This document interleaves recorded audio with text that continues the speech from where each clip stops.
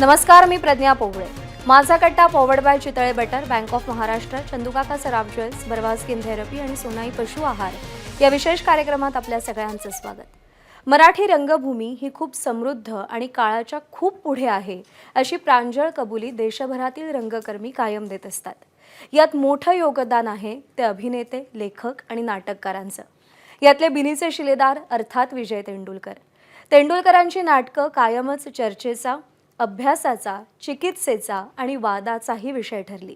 पण या वादांच्या वादळापुढे त्यांची लेखणी कधी डगमगली नाही आणि थांबलीही नाही. तेंडुलकरांची अशीच एक वादळी कलाकृती अर्थात घाशीराम कोतवाल. नाटकाच्या जुन्या संचातल्या कलाकारांच्या आठवणी सगळ्यांनी ऐकलेल्या आहेत. आता हाच घाशीराम एका नव्या संचात पुन्हा रंगभूमीवर अवतरतोय आणि तेही हिंदी भाषेत. या गोष्टीला सांस्कृतिक आणि कलात्मकदृष्ट्या महत्त्व आहेच, पण त्याला काही दृश्य अदृश्य राजकीय कंगोरे सुद्धा आहेत.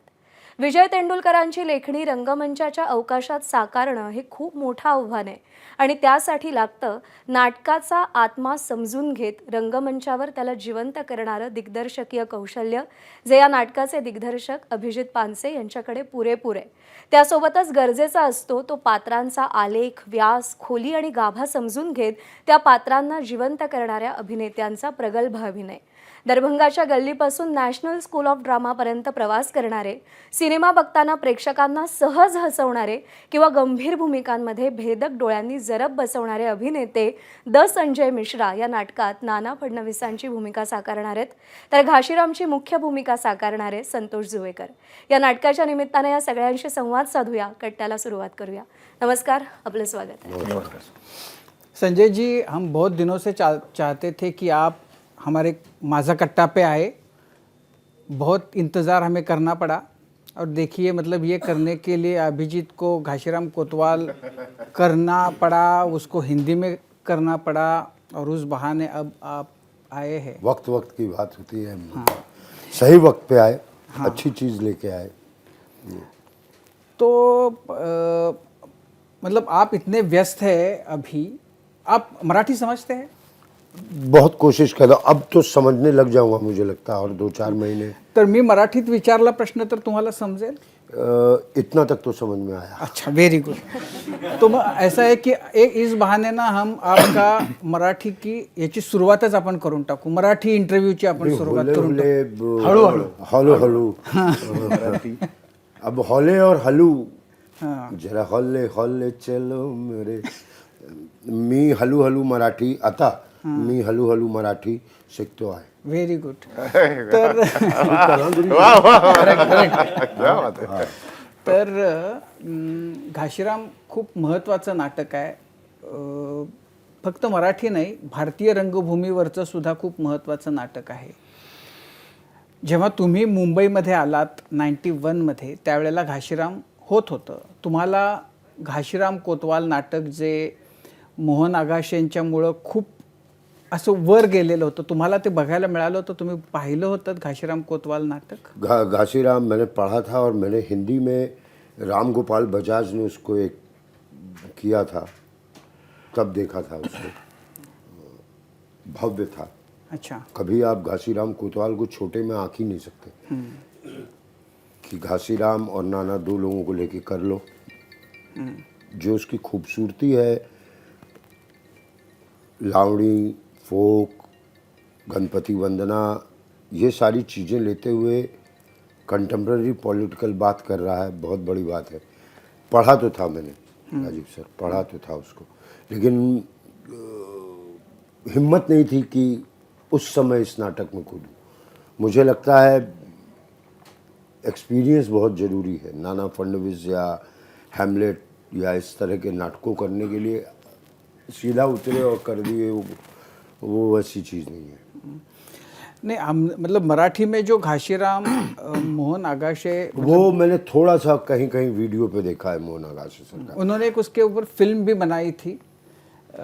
घाशीराम कोतवाल एक मराठी फिल्म भी बनी थी. वो बनी थी 76 में. जब्बार पटेल जी ने ही उसको डायरेक्ट किया था.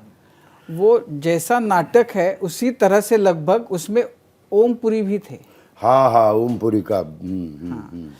तो लेकिन उसमें ऐसा है कि तो मतलब अगर आपने पूरा नाटक नहीं देखा है, अभिजित तू बघितलं होतंस मूळ नाटक? नाही नाही, मूळ नाटक मी आजपर्यंत बघितलं नाहीये. अच्छा. आणि मला असं वाटतं की म्हणजे ही काय फार अभिमानाची गोष्ट नाहीये की, पण माझ्या त्या माझ्या सुरुवातीच्या काळात घाशीराम कोतवाल विषयी आपण ऐकलेलं तर असतंच, पण असं काही त्याचे मधल्या काळात शो नाही झाले.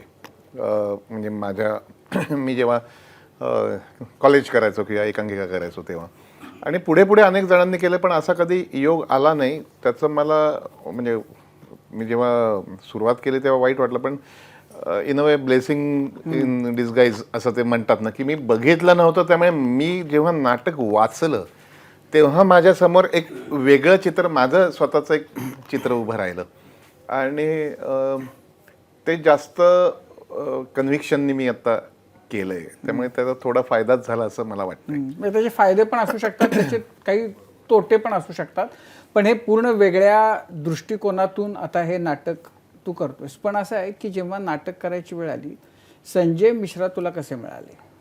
ते म्हणजे अगदीच म्हणजे स्टुडिओतलं मी ती कहाणी सांगू शकतो. इतका योगायोग आहे की खरं तर त्याचं क्रेडिट संतोष कडे आहे. की मी आणि संतोष निघालेलो पुण्याला, आणि पुण्याला निघालेलो तर सहज यांचे जे जवळचे मित्र आहेत जे समोर बसलेत, प्रदीप शुक्ला, त्यांचा याला फोन आला, आणि बोलता बोलता आम्ही चाललेलं, कारण घाशीराम संतोष जुवेकर विषयी मी हे बोलूच इच्छितो. त्याच्या तोंडावर बोलल्यावर तो खूप दिवस त्रास देईल मला, पण तरी की तो खूप अंडररेटेड ॲक्टर आहे मराठीतला.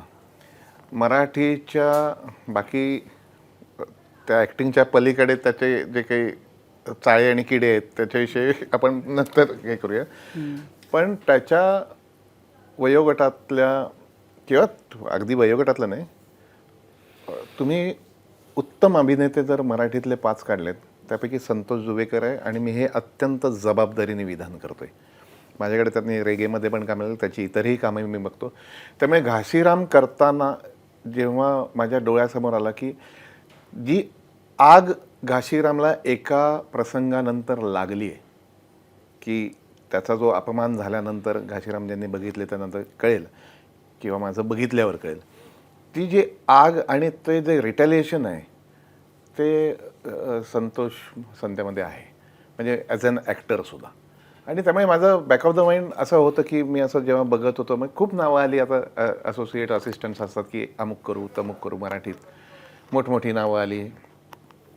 त्यावेळी एक दोघांना विचारलं पण गेलं, पण तेवढं मी कन्व्हिन्सिंग हे नव्हतं. आणि मला आत्तापर्यंत मी जेवढे काय जे छोटंफार थोडं काम केलं आहे या क्षेत्रात, तर मी कायम माझ्या इन्स्टिंक्टला मी खूप ठासून ते पकडून ठेवतो. म्हणजे पटकन 2 वाक्यात उदाहरण द्यायचं झालं तर, रानबाजार करताना मी माधुरी पवारला टिकटॉकवर बघितलं होतं, आणि म्हणलं ही पोरगी आहे, ही अफलातून, तिचा ॲक्सेंट वेगळा आहे. आणि मी माझी कॅरेक्टर्स बघितली तर त्या विविध भाषा, विविध प्रदेश, विविध त्यांचा एक लहेजा हे मी आणण्याचा खूप प्रयत्न करत असतो. की म्हणजे जर अमरावतीचा माणूस आहे तर मी असं प्रयत्न करतो की तो ॲक्टर अमरावतीचा जर असला, किंवा त्या साईडचा मराठवाड्यातला असला, किंवा विदर्भातला असला, किंवा कोकणी माणूस आहे समजा, तर मग कोकणातला मी आला तर माधुरी ला मी बोलवलं, ऑडिशन घेतली. तेव्हा मला अगदी आठवतं, म्हणजे आता हे माधुरीला ऐकल्यावर बरं नाही, पण मला पटकन माझे जवळचे जे असोसिएट वगैरे की सर खूप मोठा रोल आहे हा, महत्त्वाचा आहे रानबाजारमध्ये, त्याला ही मुलगी करेल. आणि कौतुक तिचं सांगतो, पहिला शॉट दिला ते मी 1 टेक ओके तिने दिला, जेव्हा एक पानभर. तर हा जो इन्स्टिंक्ट आहे ना, की मला कॅरेक्टरमध्ये ते एकदा दिसलं की संध्यामध्ये मला दिसला घाशीराम. आणि मग त्याने फोन करता करता यांचा फोन आला, आणि किधर हो आप लोणावळा आने वाले ते गुरुजींचं, यांना मी गुरुजी म्हणतो अगदी, म्हणजे रिस्पेक्टफुली म्हणतो. गुरुजी भी है यहाँ पे. पण तर नाही चाललं. संजय मिश्रा तर आम्ही दोघांचं असं झालं की नाना, आता या माणसाला काही संबंध नाही, हा माणूस तिकडचं यांचं थोडं काम करतो, याला रेती लादी हे यांनाच विचारलं तर जास्त सांगतील. त्यांच्या तोंडी यांनी ऐकलं नाना फडणवीस. मैंने बघितलं घासीराम वगैरे, त्याला क्या है ते म्हणले ऐसा तो कुछ नाटक की बात करताय, दे ना संतोष को. तेव्हा संतोष पण भेटला नव्हता, पहिल्यांदाच आम्ही दोघं भेटलो. ते म्हणले आ जाओ आ जाओ. आता हा इतका योगायोग आहे, त्यांना नाटक करायचं होतं, 30 वर्ष ते नाटक त्यांनी केलं नव्हतं. त्यांना एक आणि नाना फडणवीस, घासीराम त्यांना माहिती होतं. आम्ही तडक इथून पुण्याला निघालो, ते यांच्याकडे शिरलो आणि त्यांनी मला विचारलं की क्या करते काय, तर तेवढ्यात त्यांनी ठाकरे सुदैवाने बघितला होता आणि अजून सुदैवाने त्यांना तो आवडलाही होता. अरे ठाकरे तर ते तिथे त्या क्षणी ते संजय मिश्रा नाना झालं. आणि मी म्हणलं की म्हणजे ते पण असं आहे की हे जे तुझं आहे की अमरावतीचा रोल करायचा असेल तर अमरावतीचं पाहिजे, मग पुण्याच्या नाना फडणवीसच्या रोलसाठी तू बनारस का कैसे? कुठलं आहे? तुम्ही बरोबर प्रश्न विचारलात सर.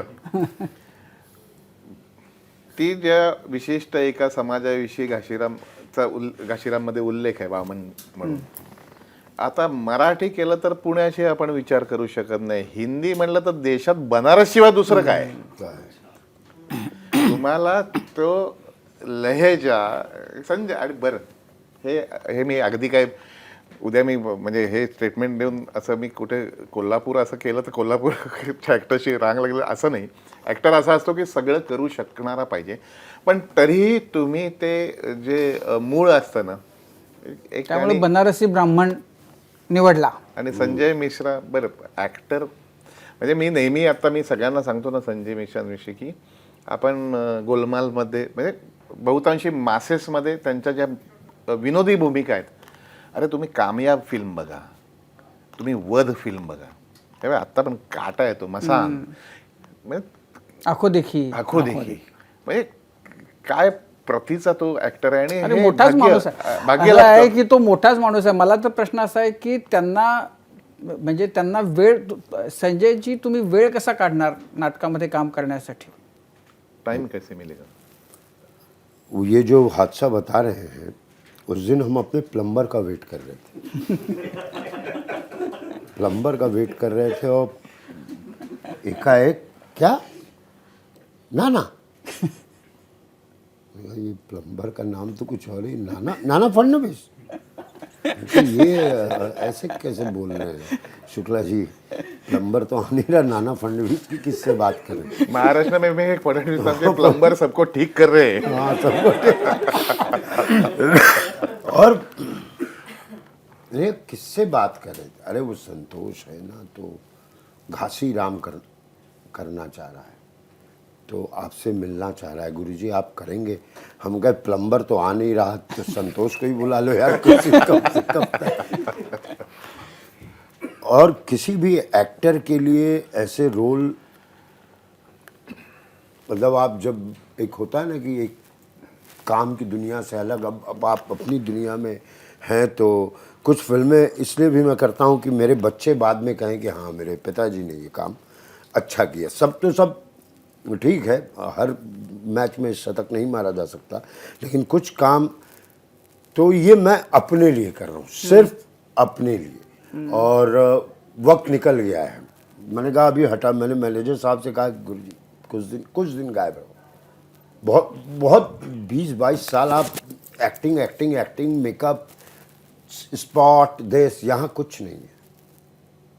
यहाँ खुद ही आप स्पॉट हैं, खुद ही कुर्सी हैं, खुद ही एक्टर हैं. लेकिन ये मुझे ज़रूरत थी इस चीज़ की, इस चीज़ की ज़रूरत थी. हमेशा T20 नहीं खेलना, कभी कभी टेस्ट मैच भी तो खेलो यार, बैठ के एक करके. और ठीक है, पूना का ब्राह्मण अब बनारस का ब्राह्मण.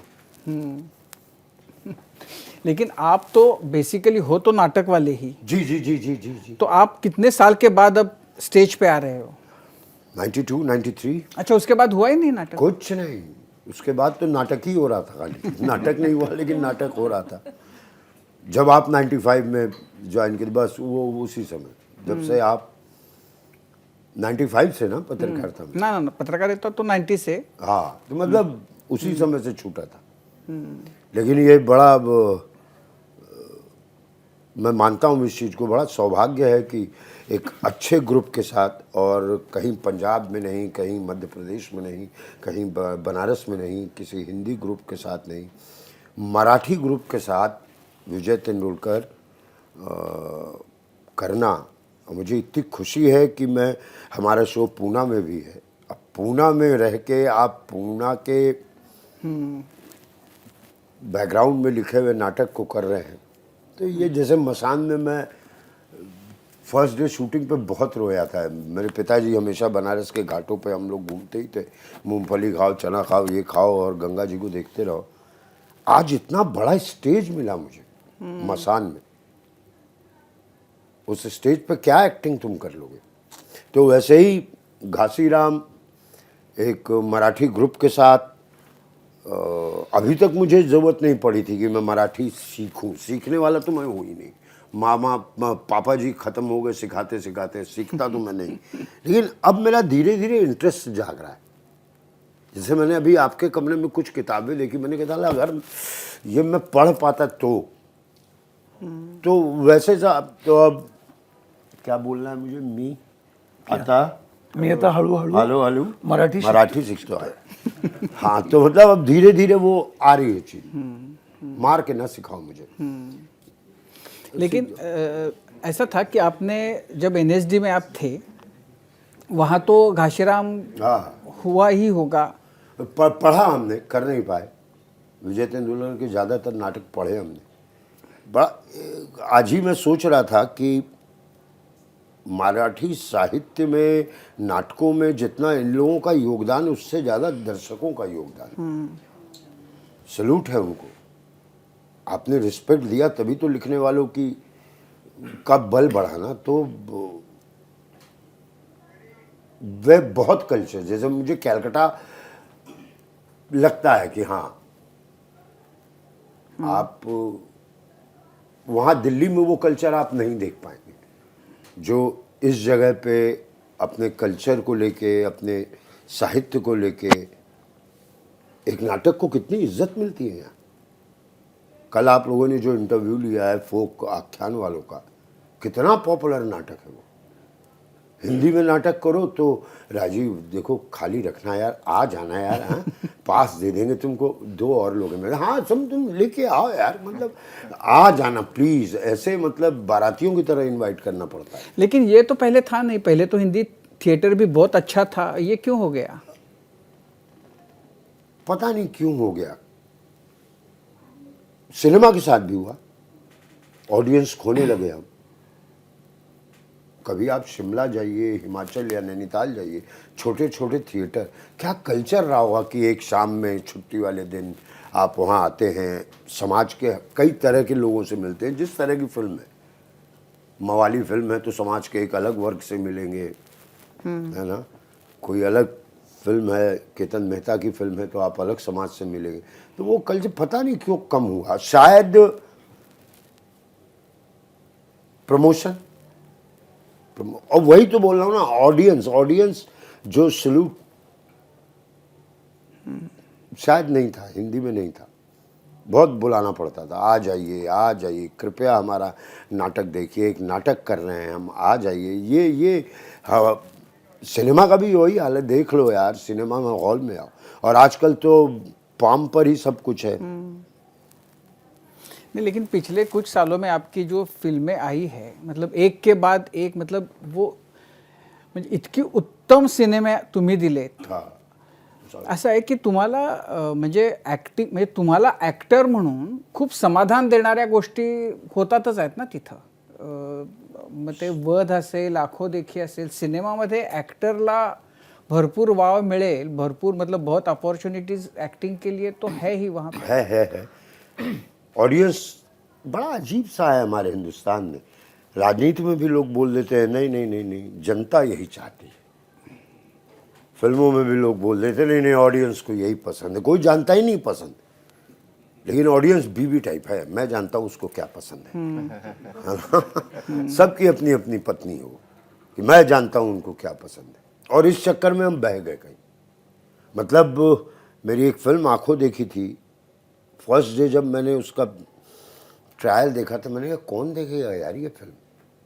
मैं खुद एक्शन वैक्शन देखने वाला हूँ, कौन देखेगा ये फिल्म, है क्या ये फिल्म। और इंटरवल में जब मैं आया, मैंने पहली बार ऑडियंस में बड़ा ड्रास्टिक चेंज अपनी तरफ देखा। वो मुझे बिल्कुल ऐसे देख रहे थे, कुछ याद तो बहुत बढ़िया किया हूँ या बहुत चप्पल पड़ने वाला है, दो में से कुछ चीज़ होगा। लेकिन जब ख़त्म हुई, लोग इमोशनली पागल थे, हमें चाहिए वो चीज़। हमसे बताए गए ऑडियंस को क्या है, आजकल एडिटिंग थोड़ा फास्ट मांगता है, काट काट काट काट काट काट काट। ऑडियंस को मांगते ही हम, इसलिए देखिए आप, हम अपने क्लासिकल म्यूजिक से कितने दूर आ गए। जिस समय प्रेमचंद हिंदी में, फणीश्वरनाथ रेणु थे, तो अबे क्या पढ़ रहे हो, ये गुलशन नंदा पढ़ो, ये ला। इसमें ये शायद कमी रही। और हमारे संस्कार में, हमारे एजुकेशन में हमें कभी ये सब चीज़ सिखाया ही नहीं गया। ये बहुत त्रासदी है मुझे, मेरे लिए पर्सनली। मैं जब इस दुनिया से जाऊंगा तो एक चीज़ तो कहूँगा कि मुझे सिखाने के लिए कितना कुछ था जो आपने मुझे दिया ही नहीं। आपने मुझे सिर्फ अल्फा बीटा थीटा, मैं फिजिक्स का आदमी ही नहीं हूँ, मुझे कभी ज़रूरत ही नहीं पड़ेगी। ज़रूरत पड़ेगी मैं इस फिजिक्स वाले से पूछ लूँगा कि भाई क्या है ये, केमिस्ट्री वाले से पूछ लूँगा। मैं जिस किस्म का था तुमने मुझे बढ़ाया नहीं तो आज शायद मैं वर्ल्ड का बेस्ट क्रिटिक्स होता, वर्ल्ड का। अगर मुझे बचपन से बताया गया होता कि क्या क्या है, क्या क्या है, क्या क्या है, जिस दिशा में मेरा इंटरेस्ट था। किताब रखा है अल्फा बीटा थीटा, मैं सुन रहा हूँ विलायत खान बिस्मिल्लाह खान। मैं उस समय उसमें फेल। लेकिन मैं अपने सब्जेक्ट में संस्कृत नहीं पढ़ पाया। सिर्फ आधे घंटे के लिए पढ़ूँ और फिर बाहर जा कर के हेलो हाउ आर यू ये बात करूँ। जबरदस्ती वो मेरा टाइम बर्बाद किया गया ना। उस समय मुझे तानपुरे का सुर मिलाना बता दिया गया होता तो मैं शायद वर्ल्ड का बेस्ट बेथोवन होता। पूरे वर्ल्ड की फिल्म बताई गई होती, वो मुझे सीखना था। तो शायद हम इसी वजह से चीज़ों को लूज कर रहे हैं। अब भी वक्त है, अब भी वक्त है। हम लोग जब नाटक कर रहे, हम लोग बड़े लकी हैं कि हमारे साथ बालचंद्र सर हैं, ये हैं। एक ने बिल्कुल पकड़ रखा है, नहीं तेंदुलकर हम लोग गलत बोलते हैं ना। हाँ, हिंदी में गलत बोलते हैं। एक्चुअली वो ड है, हिंदी में द लिखते हैं। सचिन तेंदुलकर, वो भी तेंदुलकर है, ड है, द नहीं है। हाँ, हम लोग उसको तेंदुलकर ही, मतलब एक वो पकड़ के रखे और एक तरफ पांसे साहब थोड़ा सा गिटार बजाएंगे इसमें आए और क्या लग रहा है वो। अच्छा जी, ये भी है उसमें। हाँ, अब मैं जब हुआ तो मेरे एक बच्ची मेरी 15 साल की है, एक 12 साल की। मैंने कहा अगर ये देखेंगे और समझ नहीं पाए तो गलत है। क्लासिक है तो क्लासिक को थोड़ा सा, मुंबई कितनी बदल गई है, हर जगह फ्लाईओवर हो गए, लुक चेंज हो गया, एक शहर का पूरा लुक चेंज हो गया। तो दर्शक भी तो चेंज हो गए ना, तो उसको थोड़ा हल्का करो। घासीराम का, मेरा, सबका, तो बड़ा हल्का करके ताकि उन तक पहुंचे बात। सिर्फ क्लासिक थे और क्लासिक रह गए, नहीं, वहां तक पहुंचे बात। संतोष, तू फारच गंभीर मुद्रेनं बसलायस. नाही मी ऐकतोय. बहुत मुश्किल है। गंभीर ते बघ. हे तू दोघं असं आहे की म्हणजे घाशीराम कोतवाल हिंदीमध्ये आणि नाना फडणवीस, तर काय तुझ्या भावना आहेत? म्हणजे माझ्या जागी जर दुसरा कुठलाही मराठीतला जर कलाकार असता, म्हणजे माझ्या फळीतला बॅचचा, तर त्याला जे एवढी एक्साइटमेंट असती किंवा जेवढं काही काय आता काय करायचं, कसं करायचं, काय करायचं, तेच माझं आहे, काही वेगळं नाही आहे. कदाचित खात्रीपूर्वक सांगू शकेन की थोडं जास्त आहे. कारण एक तर सुरुवात नाटकापासून झाली आहे, एंटर कॉलेजिएट किंवा एकंगा स्पर्धा किंवा हौशी कलामंच वगैरे करून. आणि नाटक करून मग पुढे सिरियल्स, मग सिनेमे, मग वेब सिरीज झाल्या.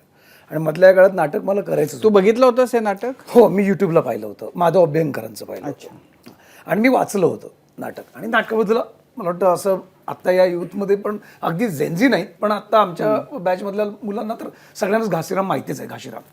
आणि त्यामुळे ते मलाही माहीत होतं. पण मी नाटकाच्या शोधात होतो तेव्हा माझे काही मित्र आहेत निर्माते, प्रसाद कांबळे आहे किंवा विजय दादाला मी फोन करायचो, अरे मला नाटक करायचं आहे, नाटक करायचं आहे. आणि ते काही स्क्रिप्ट मला विजयदादांनी दिले होते, हे वाच, किंवा प्रसाद मी सांगितलं होतं, पण ते काही जुळून येत नव्हतं. पण कदाचित हे होणार होतं म्हणून ते येत नव्हतं असं मी म्हणेन. आणि अचानक पानसेंनी फोन केला की संत्या तू नाटक नाही करशील का? तू माहिती नाही तिकडे फक्त हुकूम निघतो ना, फतवा. तिथे तू आहेस का, करशील का वगैरे काय नाही, जाणार आहे, एडिट करत नाहीत ते. मग तेच सांगितलं ना तिकडे. असं म्हण ना नम्रपणे, अभिजित पानसेने मला फोन केला. चालेल ते असं. ते इथे रोल छापलं नाही जाणार ते बोललं तर. पण तसं त्यांनी हक्कानी, अर्थात मी म्हणेन, मला फोन केला की संध्या नाटक करायचं, तू नाटक करतोयस, हिंदी नाटक आहे. म्हटलं अरे वा, करूया ना. कुठलं? घाशीराम. म्हटलं अरे वा, सुपर, हिंदी नाटक. मी काय, तू घाशीराम करायचं. मग टन टन टन असे 3 झटके मिळाले. म्हटलं एकदमच अचानक, म्हणजे आपण असं शांत उभा असतो आणि अचानक कोणीतरी 30-40 किलोचं वजन कचकन आपल्या खांद्यावर ठेवतो आणि म्हणतो नी घेऊन चल. तसं झालं माझं की आता घाशीराम करायचं आहे. मी हो म्हटलं, कारण मला करायचंच होतं आणि असं काहीतरी मिळतंय. मग म्हणतात की लोग आते गए कारवा बनता गया, तसं टाईप की पानसेंचं नाटक, मग त्यानंतर हर्षा पाठक लाईट्स करणार, फुलवा काम करून नृत्य करणार. असं करता करता एक मोठा स्टेशन आलं आमच्या नाटकाच्या या प्रवासात, ते म्हणजे संजय मिश्रांसारखं. आणि मग तर काय एक्साइटमेंट सगळीच वाढली, कारण पानसे पण त्यामुळे इथे अडकले. कारण जर हे नसते तर ते त्यांच्या वेगळ्या विवंचनेत असते. पण सगळं छान जुळून आलं. आणि आता एक थोडंसं वेगळं सांगतो की एक कलाकार, मी नाही, अनेक कलाकार आहेत जे आज संजयजींना ओळखतात, ज्यांनी पाहिलं आहे काम. तर अर्थात मला खूप एक्साइटमेंट होती आणि मी खूप ते मॅनिफेस्ट करायचो की अरे एक दिवस, कारण मी त्यांचे सिनेमे पाहिलेत अनेक, आणि या कलाकारासोबत काम करायचं, मला एकदा काम करायचं आहे. आणि अचानक ती संधी मिळाली. आणि आता करायचं आपण म्हणत असतो इझिली, पण जेव्हा आता खरोखर करायची वेळ येते ना, तेव्हा मला वाटतं तेव्हा सगळं पणाला लागतं. सो प्रयत्न करतोय, सो एक्साइटमेंट आहे, आनंदी आहे. आणि हा गंभीरपणा वगैरे कदाचित मगाशी म्हणाले पानसे की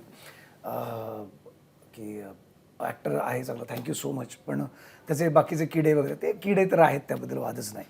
पण ते त्याशिवाय आयुष्याला मजा पण नाही. शोज होईपर्यंत मी ऍक्टरविषयी असंच बोलतो. पण मला असं वाटतं की हीच संधी आहे, कारण संतोष जुवेकर, एक मी माझ्याबद्दल म्हणतोय, कुठे जास्त हे नाही, पण मला वाटतं माझी एकच किंवा एखादीच बाजू आत्तापर्यंत प्रेक्षकांपर्यंत किंवा माझ्या निर्मात्यांपर्यंत, माझ्या दिग्दर्शकांपर्यंत पोहोचली आहे किंवा माझ्या मित्रांपर्यंत पोहोचली आहे, ज्याने फक्त संत्याला संत्या म्हणूनच पाहिलं आहे. तर मला असं वाटतं की माझी एक दुसरी बाजू पण आहे जी मला दाखवायची आहे, आणि ही संधी मला मिळाली आहे. पण मला सांग की म्हणजे याच्यातलं सगळ्यात चॅलेंजिंग काय होतं तुझ्यासाठी? म्हणजे आता नाटकामध्ये असं आहे की जेव्हा तेंडुलकरांनी नाटक लिहिलं तेव्हा त्याच्यामधला, म्हणजे जर पात्र बघितली तर नाना पुण्यातला आणि घाशीराम उत्तरेकडनं आला. आता या नाटकामध्ये हिंदी नाटक आहे, ते उलटं झालं, म्हणजे नाना तिकडचा आणि काम करणार आता इकडनं गेलेला. तुला त्या हिंदीच्या बद्दल तू काय केलंस त्याच्यासाठी? या नाटकातलं जे हिंदी आहे त्याच्यासाठी त्याच्यात अडचण काय आली किंवा काय चॅलेंजेस होते? नाही, अडचण म्हणजे सुरुवातीला जेव्हा हे नाटक करतो, कारण जे अनुवाद केलेलं आहे वसंतदेवांनी, ती भाषा जी मिथिला भाषा आहे तिकडची, मध्य प्रदेश, मैथिली भाषा, हां मैथिली, अवधी आहे, मैथिली आहे. तर ती भाषा, म्हटलं हे जर असंच करायचं असेल तर खूप वेळ लागेल, कारण फार सोपी नाही आहे ती भाषा. कारण त्यातले जे शब्द आहेत, जे त्यातले अर्थ आपल्याला माहिती. उदाहरणार्थ सांग काहीतरी म्हणून दाखव. कुठली? त्याच्यातला एखादा डायलॉग म्हण. मी खरं तर त्यातले डायलॉग म्हटलेच नाहीत, सुरुवातच हिंदीपासून केली आहे. तेच ना, पण तरी हिंदीतलाच डायलॉग म्हण एखादा. 4 भूत मसान में का मिलत है, मसान में भूत मिलत है, भूत तो ले जा, तो मुझे भी चाहिए 4 भूत कौन के लिए, असं काहीतरी. तो बोतल में मूंदवे के लिए, तो मूंद तेरी बाप को, तेरे माँ को, सीधे मूंदवे के लिए. किंवा बॉटल इंग्लिश है, बोतल इंग्लिश है, हाँ, मूंदना अवधि होगा. कहाँ चलो महाराज, दुबकाए. हाँ, दुबकाई. कौन दुबकाय दुबकाय तुपकई तुपकाय तुपकाय अब तुपकाय मतलब तोप हे मी पहिल्यांदा ऐकलं या नाटकामुळे. लेकिन कमाल है बसंत देव ने बढ़िया तुपकाय तुपकाय. अच्छा मैं भी अच्छा मराठी एक्टर सारे अब दुबकाय दुबकाय तुपकाय तुपकाय मुंदाय के लिए आमच्या तिकडे म्हणून गुरुजी उगाच म्हणत नाही इसका मतलब क्या है बताओ. माझं पहिले सुरुवातीला ये क्या लिखा है. हा म्हणजे ते म्हणजे मी ते वाचल्यानंतर पहिले मराठी पुस्तक आणलं, म्हटलं पहिले ते वाचू, मूळ काय मला कळू देत पहिले. नाही पण ती भाषा आहे नाटकात. इतर जी पात्र हा, आहेत ठेवले. मुलं करतात. काही त्या प्रमाणात मुलांना ठेवली खरंच आहे. Hats off to everyone. त्या मुलांचं खरंच मी त्यांच्याबद्दल म्हणून की त्या मुलांनी ती भाषा शिकली आणि त्यांनी ते आता तसं परफॉर्म करतायत. ती बाकीची जी पात्र करतायत ती. आणि पानसेंना मी थँक्स म्हणेन की आम्हाला त्यांनी ती सूट दिली. आणि जसं घाशीराम हे कालातीत नाटक आहे. म्हणजे घाशीराम नाना फडणवीस प्रत्येक काळात आहे. त्या काळातही होते, या काळातही आहेत. जशी परिस्थिती बदलत जाते, काळ बदलत जातोय, तसा घाशीराम बदलतोय, नाना फडणवीस बदलतोय. नाना फडणवीसचे डावपेच बदलत आहेत, घाशीरामची परिस्थिती बदलते. पण घाशीराम नाना फडणवीस पुढेही असणार आहेत, आजही आहेत आणि कालही होते. सो आत्ताच्या काळात जसं घाशीराम कसं असावं ते पानसेंनीचे डिझाईन एक तयार केलेलं आहे, ते आहे या नाटकात. संजय जी मतलब अभी संतोष ने जो बात बोली कि घाशीराम और नाना ये हर जमाने में तो आपके फील्ड में जब आप आए तो आपको भी सामना करना पड़ा होगा ऐसे कोई नाना से? घाशीराम कोई नाना. हमारी फील्ड के नानाओं से हाँ हाँ ये तो अभी काम शुरू हुआ है, ये तो खराब करवाने लगे. सब अपने आप में नाना है. मैं शायद अपने घर में नाना हूँगा. और मुझे वो फील्ड वाली भी बात करूँगा. मुझे नाना ऐसा दिखाना है कि देखने वाला कहे हाँ यार कभी कभी मेरे फादर भी ऐसे ही होते. Human side. तेंदुलकर साहब ने कुछ और भी उठाया होता नाना का. जो डार्क साइड है उनका कुछ और भी रख सकता था. स्मगलर भी हो सकता था नाना. लेकिन लड़कियों के लिए उसका एक शुक्र बीच में मैं राजीव भाई बहुत एक्टिंग इस टाइप की फिल्में जिस तरह मैंने सोचा कि मैं किसी ज्योतिषी से बात करता हूँ कि कैरेक्टर के लिए कि यार एक बंदा है बहुत खुशबू लगा के रखता है, क्या वजह क्या होगी. तो ऐसा उसका शुक्र बड़ा तेज होगा. शुक्र तेज में और क्या क्या होता है. मतलब आप खूबसूरती पसंद करते हैं तो नाना मतलब ऐसा दिखाना चाहता हूँ कि मैं लगे हाँ यार ऐसे तो मेरे वो फूफा जी थे,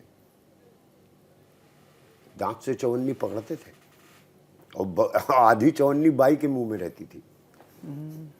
शुक्र तेज. हमारे फील्ड में जब तक आप अपना दिखाओगे नहीं, स्पॉट बॉय भी नाना ही रहता है. हमारे फील्ड में जब तक आप कुछ दिखा नहीं देते, फिर वो कब आप यहाँ है इधर सुन से सर गुरुजी बन जाते हो, आपको खुद ही नहीं आइडिया रहता क्या हो गया यार लाइफ में, है ना. हमारे फील्ड में उस समय तो सब नाना ही थे. मैं अब कई ऑफिसों में बुलाया जाता हूँ तो आंखों में पानी होता है मेरे. इस ऑफिस में सोचता था कभी जाके देखूं. संजय खान के उस समय टीपू सुल्तान बन रहा था, उसमें सब 6x6 के एक्टर थे. 6x6 और पन कटे फटे किसी तरह से. तो ऑफिस में घुसने में भी डर लगता था. आज की डेट में कास्टिंग डायरेक्टर्स नाना फडणवीस तो हम सब घासी हैं. घुसने में डर लगता था. और आज वो जब बुलाते हैं कि मैं आपके साथ काम करना चाहता हूँ, मैं बहुत बड़ा फैन हूँ आपका, तो नाना तो आपके लाइन में भी रहे होंगे. हर लाइन में नाना है और हर लाइन में घासीराम है. कब आप घासीराम और घासीराम से कब नाना कोई नहीं है. उम्मीद है क्या बात है ना.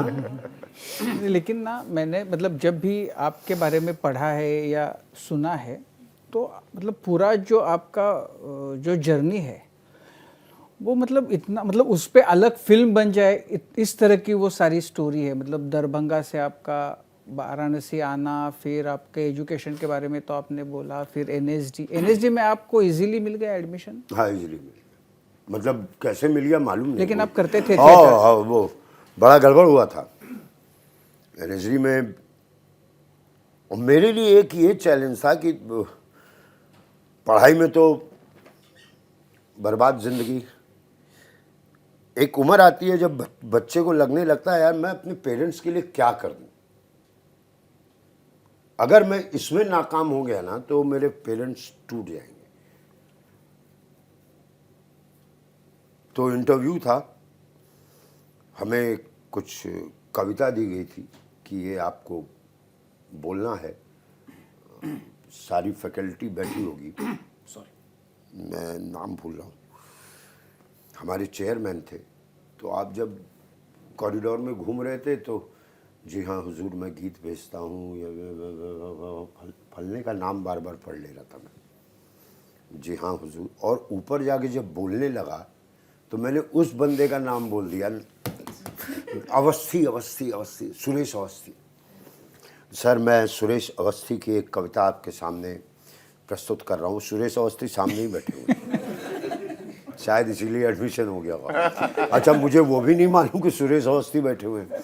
तो जब पूरी कविता हो गई, कैसी हुई मुझे नहीं मालूम, क्योंकि अटक तो सब फैकल्टी वाले वहीं गए थे। सुरेश जी आपने ये कब लिख दिया? सुरेश अवस्थी की कविता। फिर उन्होंने कहा सुरेश अवस्थी की कोई और कविता। हमने कहा नहीं उनके खानदान में कोई नहीं लिखा कविता, अब बताओ। तो शायद इसलिए कहाँ से हैं आप? हमने कहा बनारस काफ़ी रहा हूँ। पंजाब वाले बनारस का आप उल्टा मानचित्र देखते हो सर, यूपी में पड़ता है बनारस, आप ऐसे देख लेते हो तो मुझे नहीं मालूम था, बस मुझे था कि करके आ जाओ। एक होता है ना हर इम्तिहान में फेल, तो मैं तो फेल लेके ही चलता था कि फेल ही होके आऊँगा, तो जो बोलना है बोल दो। वैसे हो गया एडमिशन। और भी कुछ पूछा था आपने? नहीं मैंने पूछा था कि फिर नहीं मतलब वो एडमिशन हुआ, फिर मतलब आपके बारे में जो मोटिव तौर पे मालूम है, जो मतलब बहुत सारे लोगों को पता है, आप यहाँ आए फिर आप ढाबे पे चले गए वगैरह, वो तो मतलब ऐसा है कि मेरा ना बड़ा जिंदगी जीना है मुझे सिखाओ मत। मैं अपनी मम्मी को भी कहता था कि आप एक दिन मेरी दादी बनेंगी, जिससे आप हमेशा, अरे नहीं बिल्कुल नहीं हम वैसे हैं ही नहीं। धीरे धीरे वो वैसी ही होती जा रही। दादी कभी हमारे यहाँ आएंगी? नहीं बेटा अब अपना इतना घर है वो संभालना, इस मामले में ये, और तुम तो जानते ही हो वो आने वाला है। अब सेम चीज़ मेरी माता जी कर रही। पहले पापा जी के लिए वेट करती थी कि आए खाएं जाएं, फिर पापा जी हो गए, बच्चे आ जाएं खा लें, बस अब बच्चे के बच्चे आ जाएं खा लें उसकी। तो वो चीज़ मुझे कभी पसंद ही नहीं रहा है। पसंद का सवाल नहीं, जीना ही नहीं चाहता हूँ। मेरी अपनी एक ज़िंदगी है, मैं देखना चाहता हूँ। और ये ढाबे वाला न्यूज़, सिगरेट शराब के लिए मुझे पैसे चाहिए थे, मैं भाग आया था। मरने वाला मैं था, फादर एक्सपायर हो गए, मतलब अस्पताल से निकले हुए 10 दिन हुए हैं मुझे, बिल्कुल ऐसा। और मेरे फादर को लगा हुआ था ऑफिस फिल्म बन रही थी, और ये 12 करोड़ का नुकसान हो जाएगा। 12 करोड़ एक सरकारी कर्मचारी के लिए, मतलब 12 करोड़ का नुकसान, वो मुझे चलवाने के ऊपर, संजय तू खड़ा रहना, ये करना। और एक पापा गायब।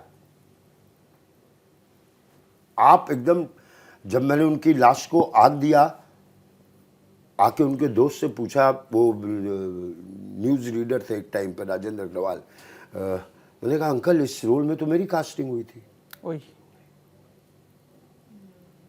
ये कैसे बदला, ये रोल बदल कैसे गया? तो गए अच्छा हुआ बदल गया बेटा, नहीं तो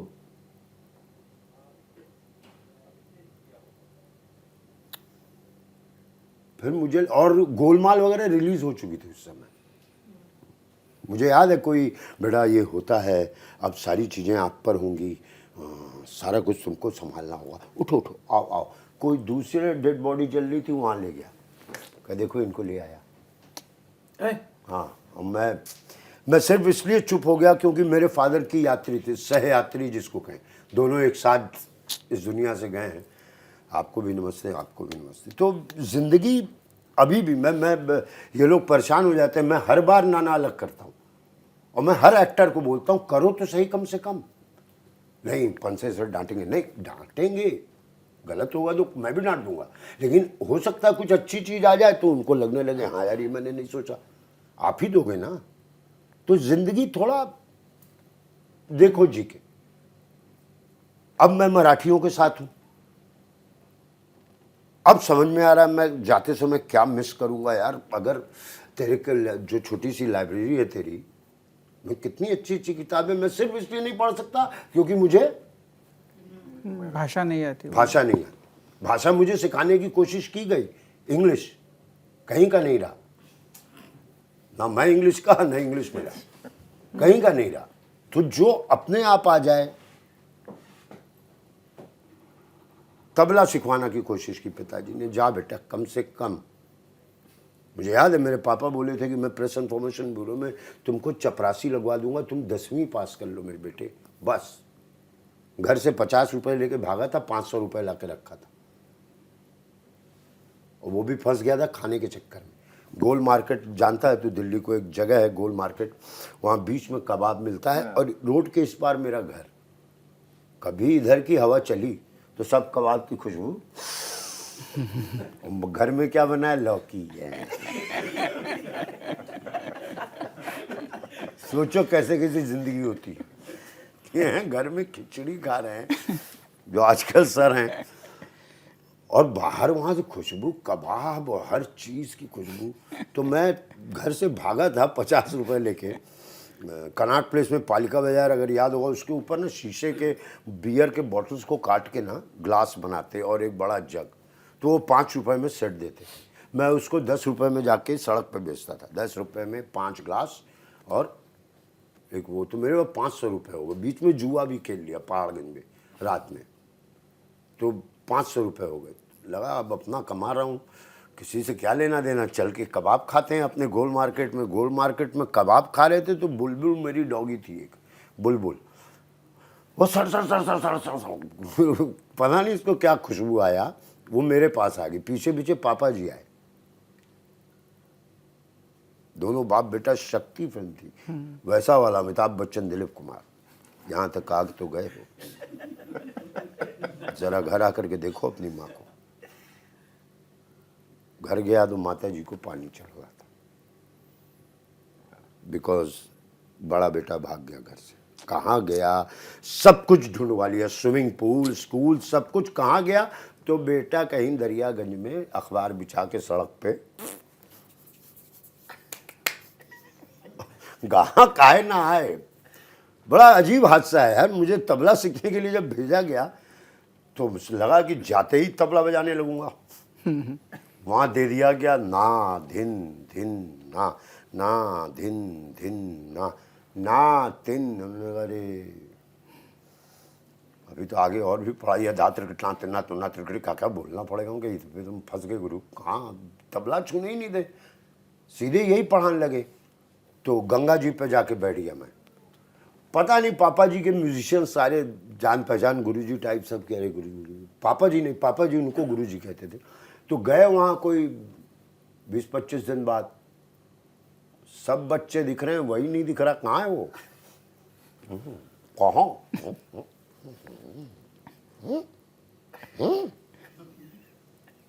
दोनों पान खाए। बात हो गई।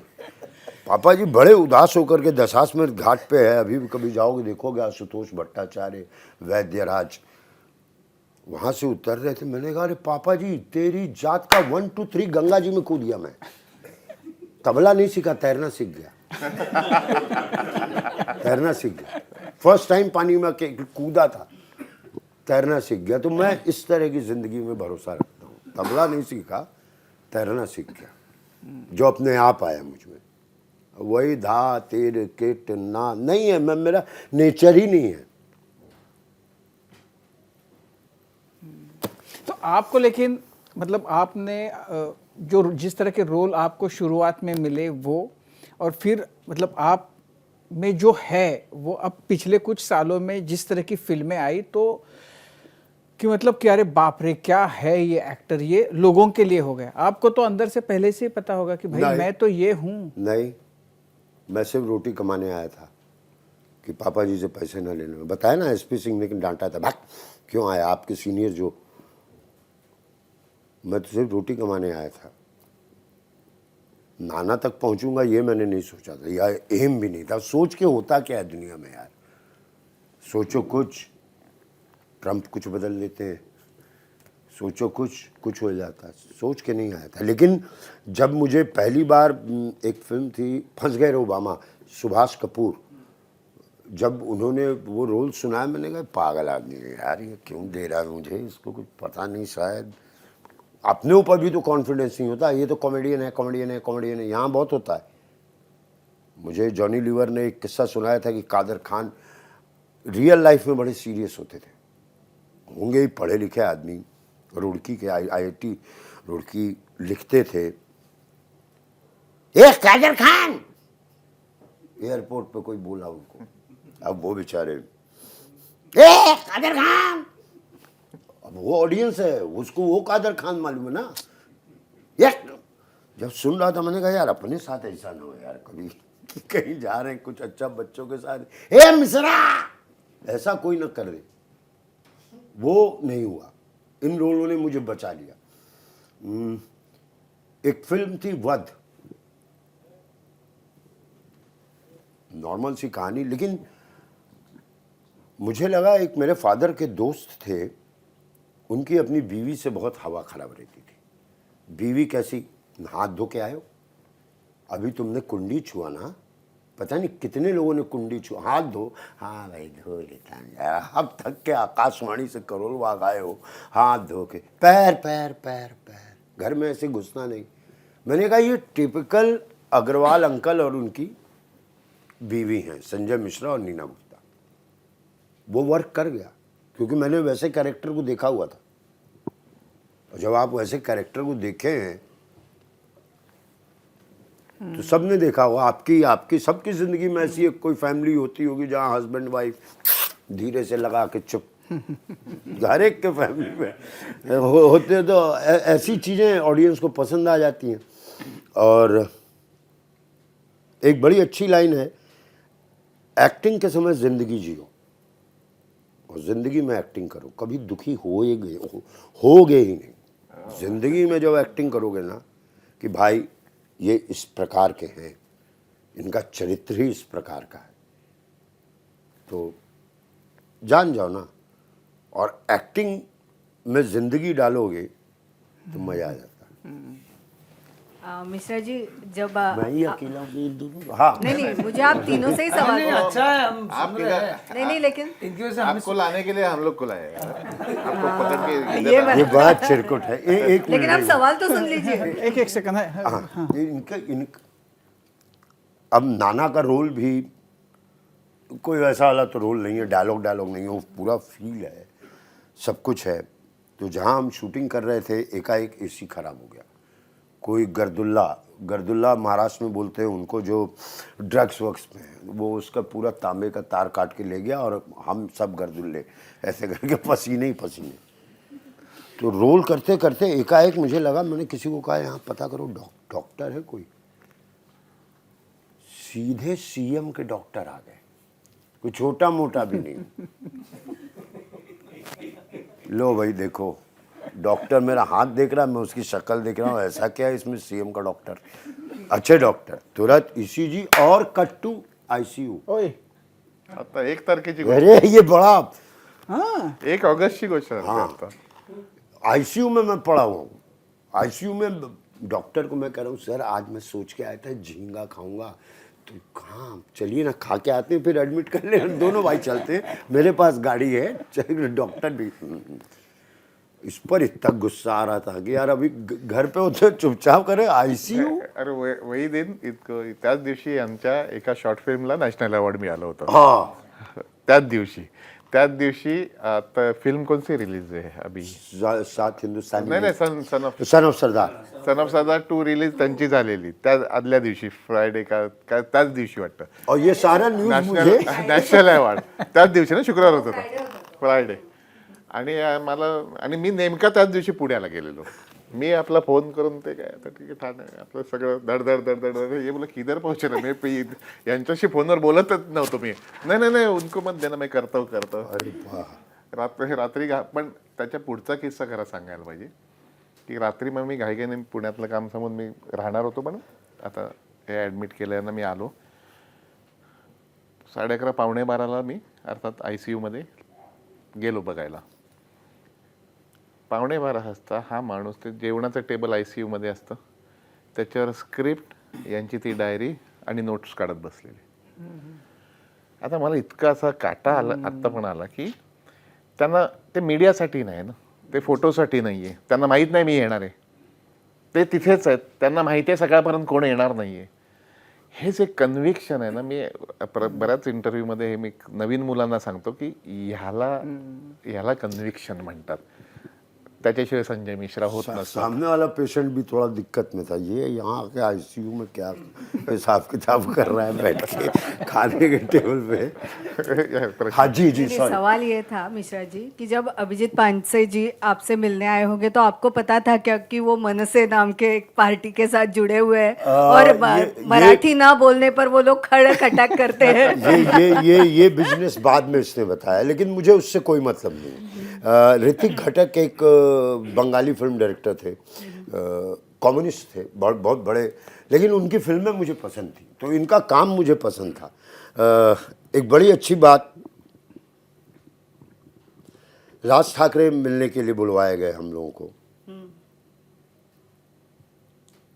वहाँ मेरे साथ बैठते ही उन्होंने कहा देखो सबको, संजय आया हुआ है यहाँ, हम लोग हिंदी में बात करेंगे. अच्छा. एक किताब उनके पास थी, मैंने किताब देखा, किताब में लिखा था व्हेन शिवाजी औरंगाबाद गए थे और नो औरंगजेब से मिलने गए थे आगरा. तो जैसे आजकल मिनट्स लिखे जाते हैं, आजकल क्या हमेशा से लिखे जाते हैं, तो वो भी मिनट्स थे और वो राजस्थानी में लिखे हुए थे. पढ़ कौन रहा है? राज ठाकरे. तो मेरे आंखों देखी में मेरा डायलॉग मतलब था कि जब तक आप कहे राजीव तो ऐसा ही है, बहुत गंदा आदमी है, वे फलना वो चलना वो डकैत है वो गुस्सैल है, और जब आप मिलते हो तो देखते हो कि अरे ये तो कुछ और है. तो पता चला मुझे कोई दिक्कत नहीं भाई, वो उनकी विचारधारा है, लेकिन काम तो हमारे साथ करेंगे. कल को अगर वो आएंगे कि फलना पार्टी को इसलिए मैं तुम्हारे साथ काम नहीं करूँगा, नहीं वो हमारी तो कोई पार्टी ही नहीं है. लेकिन और मुझे एक चीज़ बड़ा अच्छा लग रहा है कि एक तरफ अगर इस तरह की बात हो रही है और हम लोग सब लोग मिलके एक प्रयास कर रहे हैं कि हिंदी में मराठी नाटक, ये भी तो कंट्रीब्यूशन इसी का है ना, तो इसका श्रेय कौन लेगा? तो मैं तो इनके घर रह रहा हूँ, मैं तो आधा हो चुका हूँ मराठी. कल ही खाना खाया इनके यहाँ बॉम्बे. बहुत बहुत बढ़िया खाना. बरं माझा सध्या श्रावण आहे का? हाँ, ये बेचारा और ये मुझे दिखा के कल खा रहे थे. क्या यार तू क्यों खाता ही नहीं? कोथिंबीर पकौड़ा ना, वो क्या कोथिंबीर बड़ी सगळे मराठी खायला घालते. हाँ. और हम लोग वहीं पे, बुरा भी लग रहा था, नहीं खा रहे थे. हाँ, लेकिन इसका भी खाना अच्छा लग रहा था. वाह, वो भी खाया. ये झूठ है बिल्कुल. नहीं खाया तो पूछना है उससे. हाँ संजय जी, राजनीति और राज ठाकरे की बात चल रही है. अरे बाप. ये राज ठाकरे की ही बात है जिनको आज ऐसा पेश किया जा रहा है कि वो हिंदी के अगेंस्ट है. पेश कौन कर रहा है? लेकिन नहीं, उन्होंने पेश कौन कर अपने भाषण में कहा है कि इसी हिंदी में बहुत सारी भाषाएं ऐसी है, जैसी बोली भाषाएं होती मराठी में, हाँ. वैसे मैथिली है, अवधी है, भोजपुरी है. ये सब भाषाएं हैं जिनको हिंदी ने दबोच लिया है. तो इस ख्याल के ये जो उन्होंने कहा था भाषण में, इसके बारे में आप क्या? मैं रामचंद्र गुहा एक इतिहासकार है, जी बिल्कुल। उनकी कभी किताब पढ़ रहा था, तो जब इंदिरा गांधी, मैं किसी पार्टी का नहीं हूँ, इंदिरा गांधी प्रधानमंत्री बनी थी, तो उनके पास सबसे बड़ा चुनौती ये आया था, सबसे बड़ी चुनौती कि कैलकाटा और इधर उधर हिंदी को आप प्रमोट कीजिए। देखिए, जो इनकी पार्टी कहती है कि क्लास पहली, दूसरी और तीसरी, कितने साल का बच्चा होता है ना? जब बच्चा पैदा होता है, पहली बार अन्न प्राशन करता है, आप उसको सीधे ले बड़ा कबाब खा, नहीं, कुछ हल्की चीज देते हैं आप उसको कि होगा 20-22 का तो आदमी खा जाए, साला क्या मतलब है, लेकिन अभी हल्की चीज। तो 1, 2, 3 में मेरी बेटी जब यहाँ स्कूल में एडमिशन हुआ था, हम लोग जो घर में जिस तरह की बोलते हैं, भाषाएं बोलते हैं घर में, अरे सुनो, खाना खा लो, उठो, चलो, चलना है, जूते पहनो, मोजा से बदबू आ रहा है, यही बात करते हैं ना। तो मेरी बच्ची जाती थी लम्हा स्कूल, तो एक दिन स्कूल से आया कि आप आएंगे ज़रा। मैं गया तो टीचर कहने लगी कि आपकी डॉटर तो शी नॉट टॉकिंग इंग्लिश। आप बाप, अच्छा तो क्या हो गया? वो बोलती है, मैडम मुझे पानी पीना है।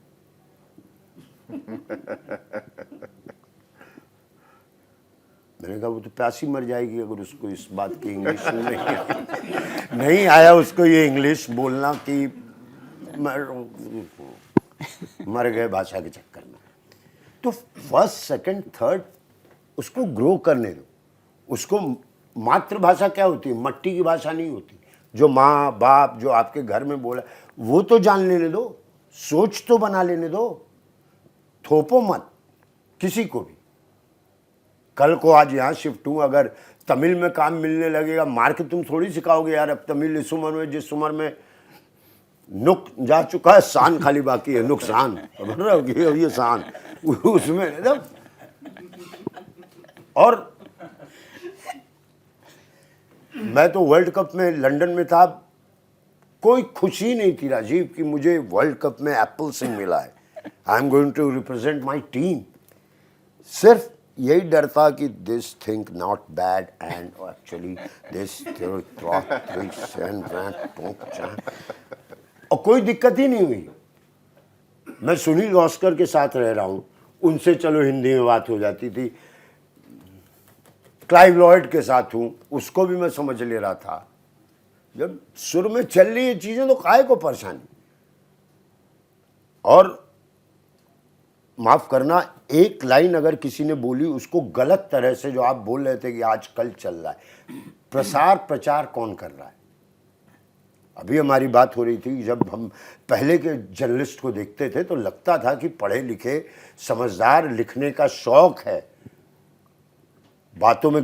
आज वैगनार में आगे एक माइक रखा रहता है, चले जा रहे, सर यहाँ के कैसा लगा? अरे मुझसे क्या पूछ रहे हैं? जो यहाँ रहते हैं उनसे पूछना कि उनको बिजली का बिल ज़्यादा आता है या पानी में खराबी आती है। यहाँ के कैसा लग रहा है सर? आप अभी आईसीयू से बाहर आए, कैसा लग रहा है? तुझे क्यों बताऊँ, डॉक्टर को बताऊँगा कि सर आपने नहीं ठीक किया। तो ये जो सवाल इनको बंद करना चाहिए, क्योंकि पहले एक अखबार होता था जो 24 घंटे में एक बार निकलता था, है एक न्यूज़ घंटे घंटे पर आती रहती थी, घंटे पे 2 घंटे पे।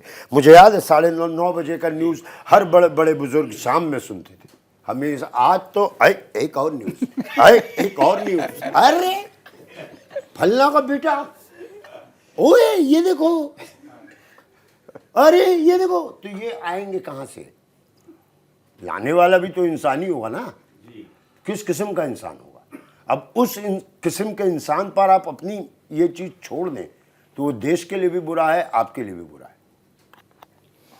ठीक है भाई, बात हुई। अभी पता नहीं यहाँ के किसी इंटरव्यू में से कुछ निकाल के आपने डाल दिया ले लोटा। मेरे कहने का सिर्फ यही मतलब था। यहाँ एबीपी में ऐसा नहीं होगा। पता नहीं इसलिए मैं आपको लेके आया। नहीं बड़ा उसका एक आपने जो सबसे अभी बड़ा बोला- उदाहरण है आपके हाँ, हमारे एक्चुअली साथ। मुझे वही पूछना था कि आपने अभी जो बोला कि यहाँ से निकाल के, संतोष तुझ्या बाबतीत हे झालं मध्यंतरी तू म्हणजे दर 3-4 रील्स नंतर तुझ्या एका मुलाखतीची रील यायची आणि म्हणजे त्याच्यावर हजारो रील्स बनल्या होत्या.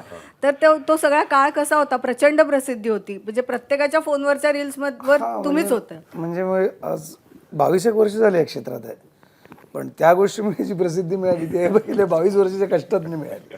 पण मग आपल्याकडे हाच प्रॉब्लेम त्यांना माहिती आहे का काय झालं होतं ते? मुझे बहुत ट्रोल किया था. छावा जो फिल्म आई थी तो मैंने एक इंटरव्यू दिया था एक चैनल के लिए, तो उसमें से कुछ एक पार्ट निकाला था जिसमें वो एक्सप्रेशंस गलत तरीके से पहुंचाए गए थे. मतलब उसमें मैंने कहा था कि जो भी चीज़ थी जिसमें एक बहुत फेमस हुआ उसका तो भी पेटेंट मेरे नाम पे ही है उसका, की मी बघितलंच नाही तिकडे, मी बघूच शकलो नाही. तो ते जे आहे ना ते ज्यांनी पूर्ण इंटरव्ह्यू पाहिला आहे ना त्या सगळ्यांचे मला मेसेज आहेत. मग ते माझे फेसबुक फॉलोअर्स असतील किंवा जे कामाचे चाहते असतील त्या सगळ्यांनी ज्यांनी पाहिलं तरी आम्हाला काहीच चुकीचं वाटलं, तू योग्य बोललायस. पण जे थोडंसंच बघून थांब, ज्यांना खूप घाई असते पटकन आपलं मत मांडायची, ती लोकांनी बघून अरे हा बघ काय बोलतोय, हा बघ याची एक्सप्रेशन, अरे पण तो काय आधीचं काय मागचं पुढचं काहीच बघितलेलं नाही आहे. सो त्याच्यावर बरेच लोक अरे संतांनी बहुतेक खूप पैसे दिले. मी तेव्हा एवढंही बोलत होतो की त्या काळात जेव्हा जेव्हा माझे इंटरव्ह्यू ABP माझाला पण माझे इंटरव्ह्यू झाले होते, म्हणजे तू आपणच केला होता छावासाठी, मी तेव्हा प्रत्येकाला सांगायचो की यार आय एम सो लकी या ॲक्टर्समध्ये. मला नाही वाटत मग की माझ्या एवढा नशिबान कोणी दुसरा कलाकार असेल ज्याला स्वतःहून सगळे न्यूज चॅनलवर जे माझे मित्र जे मला ओळखतात फोन सध्या ह्या छावामध्ये तू आहेस ना, तुझा इंटरव्ह्यू करूया. सो आणि मला एक मोठी संधी मिळाली होती एक ॲक्टर म्हणून छावासारख्या सिनेमात काम करण्याची संधी मिळाली होती. कारण छावा कादंबरी मी वाचल्यामुळे एक मराठी म्हणून म्हणजे एक वेगळी आस्था आहे, एक श्रद्धा आहे महाराजांवर. आणि मग त्यात मला रोल किती आहे, माझं काय आहे, अर्थात त्यात महाराजांवरचा सिनेमा आहे, त्यात मला मी म्हटलं ना की मला नुसतं मावळा जरी करून मिळाला असताना त्या दरबारावर उभा राहणारा तरी मला चाललं असतं. पण माझ्याकरता मी तेव्हाही सांगायचो की छावा चित्रपट मुळात आम्ही हा चित्रपट मी समजत नाही, ते माझ्यासाठी आम्ही महाराजांचं उभारलेलं एक मंदिर आहे, ज्या मंदिराची एक वीट होण्याचं भाग्य मला मिळालं आहे. आणि ती माझी एक माणूस म्हणून कलाकार कदाचित माझा त्यातला संतोष जोवेकर त्या छावामधल्या कलाकारावर जास्त हावी झाला असेल, त्यामुळे मी जास्त जोश में थोडा होश गया होगा, पण मी त्या अर्थाने नाही बोललो. एनीवे तो लोग वैसे ही करते हैं तो थोड़ा सा दिखाएंगे उसके ऊपर चालू रहता है काउंटिंग. हाँ, लेकिन इन चीज़ों को लेके ना फंसना नहीं चाहिए यार. मतलब हाँ, सबसे पहले नहीं हम हैं. नहीं, लेकिन उसके वही वो जो डायलॉग है ना मैंने बार यूज किया. किसी जब सगळे विचारायचे ना काय तुला कसं वाटतंय ट्रोल करायला, म्हटलं कसलं, मी बघितलंच नाही तिकडे, मी बघूच शकत नाही. So मी तिकडे पण तेच केलं. पण संतोष, आता तू जेव्हा तुझ्या डाव्या बाजूला बघतोस काय शिकायला मिळतं तुला आणि तुझ्या पिढीला?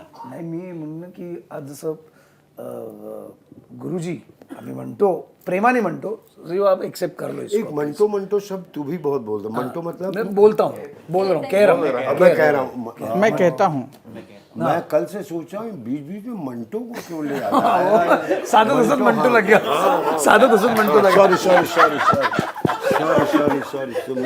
वो मंटो या मंटो. और फिर उसमें तो ये कि मी म्हणतो मतलब ये बार बार संतोष खुद को मंटो क्यों बोल रहा है? मी म्हणतो. और ये सीधा विजय तेंदुलकर से मंटो शायद कुछ दूसरा करे. सॉरी नहीं मंटो. हाँ, बघा जेन्युइन एफर्ट आहे शिकण्याचा भाषा. नाही तर आज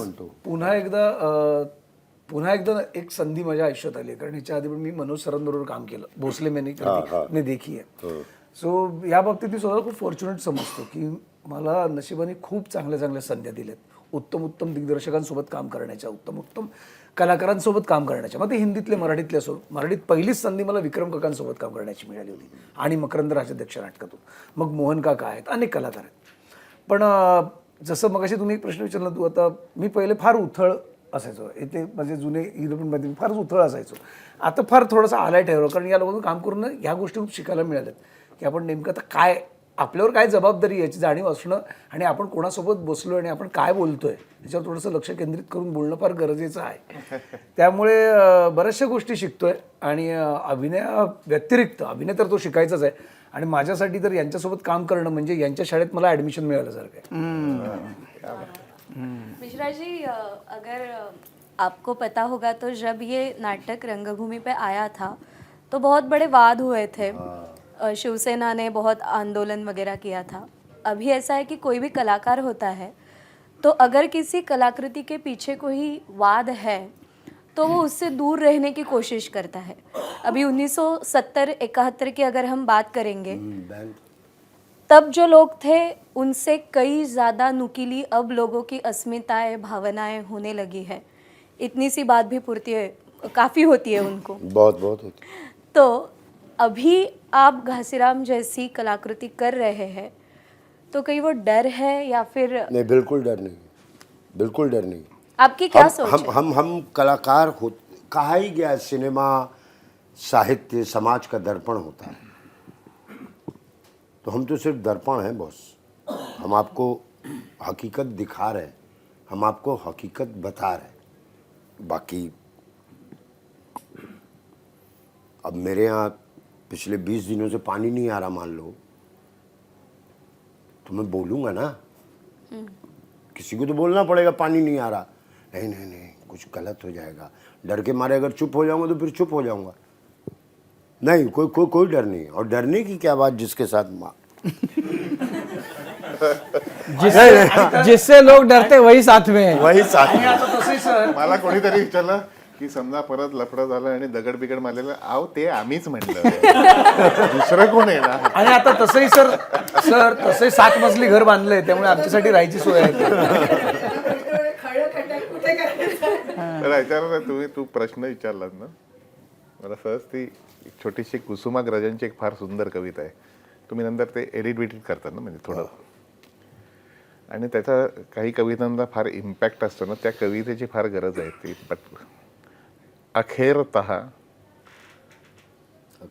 अखेरतः तर्कांच्या इमारती बांधणाऱ्या पंडितांनी नव्हे, तर प्रतिभेची उद्यानं फुलवणाऱ्या कवींनी, कलावंतांनी तुझा शोध लावलेला आहे. त्यामुळे तुझ्या रक्षणाची अंतिम जबाबदारी ही मीरा, तुकाराम, मायकेल एंजेलोची आणि त्यांच्याच जमातीतल्या इतरांचीही आहे. क्या बात है. तुम्हाला म्हणावं लागणार. काय म्हणा, अचानक आठवली बोलता बोलता. आता जसं कुसुमाग्रज आठवले तसं तुझ्यातल्या दिग्दर्शकाला किंवा आत्ताच जसं आता तुम्ही घाशीराम कोतवाल घेऊन येत आहे, दुसऱ्या बाजूला सयाजी पुन्हा सखाराम बाइंडर घेऊन येतोय. आजच्या पिढीच्या तुमच्या दिग्दर्शकांना त्या लेखकांमधलं, त्या नाटककारांमधलं काय अजून खुणावतंय की आजच्या पिढीला पण ही नाटकं बघायला? मला त्या 3 प्रकारे म्हणजे मी खरं सांगायचं तर प्रामाणिकपणे की असं काही खूप विचार करून आपण ह्या आयुष्यात आपण ही स्टेप घेऊया असं नव्हतं. मला नाटक करायचं होतंच. आत्ता संपूर्ण आपल्या या सगळ्या कार्यक्रमात एक उल्लेख मला करणं आवश्यक आहे, तो म्हणजे भालचंद्र कुबल, जे माझे सहदिग्दर्शक आहेत. ॲक्च्युली त्यांनी, भालचंद्र कुबल हे माझे सिनियर रुयाला, आणि त्यांनी घाशीराम केलं होतं जसं आता आपण पारंपरिक घाशीराम असं म्हणू, हिंदीमध्ये केलं होतं. शासनाकरता 2 प्रयोग केले त्यांनी. आणि तेव्हा मला ते गप्पा मारता मारता घाशीराम घाशीराम घाशीराम, आणि मग मी म्हणलं करूया आपण असं. इतक्या पुरतं ते खरं तर झालं. आणि नंतर मी ते अर्थात मगाशी म्हणल्याप्रमाणे हिंदी वाचलं, मग मी मराठी वाचलं. आणि मराठी वाचलं तेव्हा मला ते विलक्षण टाइमलेस नाटक आहे, कालातीत आहे. म्हणजे ती जी पॉलिटिकल जे त्याचं काय, इट्स नॉट अ सिच्युएशनल, तो एक थॉट जो आहे तो कालातीत आहे. की एक अमेरिका नावाचा एक नाना फडणवीस येतो, तो ओसामा नावाच्या घाशीरामला पाळतो आणि मग नंतर त्याला मारतो, किंवा सद्दाम हुसेन, किंवा अशी कित्येक उदाहरणं आहे. अगदी ग्रामपंचायतीपर्यंत आपल्याकडे सत्तेच्या बाजारातली आहे. आणि कदाचित तो राजकारणाचा एक थोडासा एक फ्लेवर मी माझा बघितलेला आहे किंवा जवळून पाहिलेला आहे. तुम्हाला एक दुसरी बाजू जी सांगतो की तुम्ही मगाशी म्हणलात मराठी हिंदीचा, तो आता त्याच्यामध्ये मी जात नाही, कारण हिंदी त्याच्यातला चांगला मुद्दा आणला की तर नाही म्हणजे वादाच्या याच्यामध्ये जात नाही मी. पण मी गेले अनेक दिवस, म्हणजे हे मी आता घाशीराम करतो मी, आणि आवर्जून मी प्रत्येक वेळी सांगतो हे मी, की घाशीराम आहे म्हणून मी हे स्टेटमेंट्स करत नाही. मी 3 वर्षापूर्वी कुसुमाग्रजांचं असंग्रहित साहित्याचं पुस्तक प्रकाशित केलं, असंग्रहित आणि अप्रकाशित. आणि त्याच्याकरता मी म्हणजे महाराष्ट्र टाइम्समध्ये बातमी सकाळी, अजून मी वर्तमानपत्र सर वाचतो, अजूनही माझ्याकडे 8 वर्तमानपत्र येतात. एकात पहिला बातम्या वाचल्या की सगळी आतली पानं, मला ते सवय आहे, मला ते आवड आहे त्याची. बातमी अशी होती की कुसुमाग्रजांचं साहित्य प्रकाशकाच्या प्रतीक्षेत. झोप उडाली महाराष्ट्रात. आणि मी त्याचा मागोवा घेतला. मग ते नाशिक ते नागेश कांबळे त्यांनी ते 10, 12, 15 वर्ष एकत्र केलेलं साहित्य, कुसुमाग्रज प्रतिष्ठाननी सांगितलं काही फार साहित्य मूल्य वाटत नाही वगैरे वगैरे, ते आता त्याचं ते सोडून द्या. तेव्हा मी पब्लिशिंग हाऊस काढलं, माझं Ravan publishing house. Ravan future productions माझ्या कंपनीचं नाव आहे सर. तेव्हाच मी आमच्या ज्या सहकारी होते त्यांना सांगितलं, मला ही पुस्तकं जुनी काढण्यात फार असं हे नाही आहे. मराठी भाषेतली अनेक कलाकृती, साहित्यकृती या इतर भाषात जायला हव्यात. तुम्हाला मराठीत शेक्सपियर वाचता येतो, तुम्हाला काय मंटो वाचता येईल, मुन्शी प्रेमचंद वाचता येईल, तुम्ही नेटफ्लिक्सवर स्पॅनिश नार्कोस बघता येते, तुम्ही कांतारा बघता, तुम्ही कोरियन ड्रामा, के ड्रामा, तेव्हा तर एवढं नव्हतं खरं, मी 2-3 वर्षापूर्वीची गोष्ट सांगतोय. तुम्हाला मराठीची अस्मिता, मराठी भाषा, त्याच्याविषयीचं एक अभिमान आपल्या जागी ठीक आहे, पण मला आवर्जून वाटतं की मागच्या पिढ्यांच्या चुका झाल्यात का या? तुमचं साहित्य त्यात म्हणजे आता कवितांच्या प्रांतातलं मी म्हणून विसूभाऊ बापट एका कार्यक्रमात, माझी कविता नाही कोणाची मला माहिती नाही, 4 ओळी सांगायचे की आम्ही चिंध्या पांघरून सोनं विकायला बसलो तर कुणीच फिरकेना, मग आम्ही सोनं पांघरून चिंध्या विकायला बसलो तर समोरचं गिराईक पेलवता पेलवेना. इथे आपल्याकडे सोनं आहे का चिंध्या पांघरूनची कामं करतोय आपण? आणि मला त्याच वेळेला म्हणजे मी 2-3 वर्षापूर्वी याचं अगदी त्याचा हे एक मी अरुण कोलटकरांचं भिचकी वही फ्रेंचमध्ये एक जण मुलगा करत होता, ते मी करत होतो पब्लिश. माझं म्हणणं आहे की संत साहित्य आहे, कुसुमाग्रज आहेत, सगळे आहेत, कवी आहेत, रॉय केणेकर पासून आमच्यावर सगळ्यांचे ढसाळांपर्यंतचे गोष्टी माझ्या आयुष्यात आहेत. या सगळ्यात एक माझा हिंदी भाषेत एक मित्र म्हणतो, तुम्हाला मराठी आहे ना, मराठी व तुम्हाला वाहवा प्रोडक्शन आहे. म्हणजे मी तुझी वाहवा करायची, तू माझी वाहवा करायची, दोघं दूर गेलं, काय करतो यार तो, करून तुला शिव्या घालायच्या, तू मला शिव्या. तुमचं हे मराठीचं इतकं अमृततुल्य जे काही मराठी तुम्ही म्हणता, बाहेर कधी नेणार, कसं नेणार? आणि ही चळवळ व्हायला पाहिजे. चळवळ म्हणलं की परत त्याला एक सामाजिक राजकीय संदर्भ येतो. अरे काय सुंदर गोष्टी आहेत. घाशीराम माझ्या पदरात पडलं, मला कुसुमाग्रजांचं ते मला भाग्य समजतो मी, ते माझ्या हाती छापलं गेलं. ते घाशीराम जेव्हा आलं तेव्हा मी जेव्हा वाचलं तेव्हा मला असं प्रकर्षाने वाटलं की काय सालं लिहिलं यार. तेंडुलकरांचं तुम्ही ते पुस्तक वाचलं ना सर, समोर स्क्रीनप्ले आहे ना तो, म्हणजे त्याची रंगावृत्ती करताना त्या कंसातल्या रंगसूचना इतक्या लिहिलेल्या आहेत. आता ते पुस्तक आता अनेक त्याच्यात अजून, आणि आपल्याकडे काही मूर्ख लोकांची कमी नाही, त्याच्यात अजून एक काहीतरी कमेंट आणि हे की हे तर तेंडुलकरांनी या पुस्तकांना 1924-21 आय थिंक ते पण मी वाचलं पुस्तकमध्ये.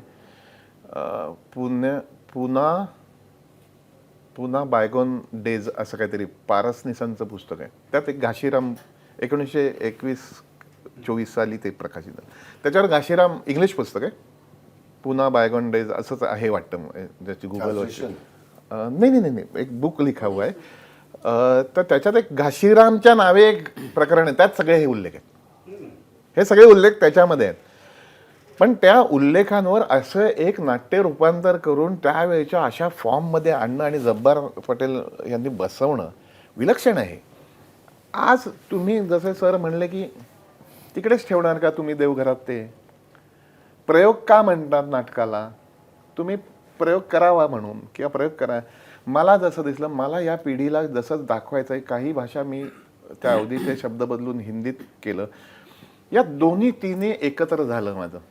Back of the mind Ghashiram करणं असे एवढे मोठमोठे कलाकार मिळणं, 75 जण घेऊन करते मी स्टेजवर. हां, म्हणजे ते एक सांगायचं राहिलं.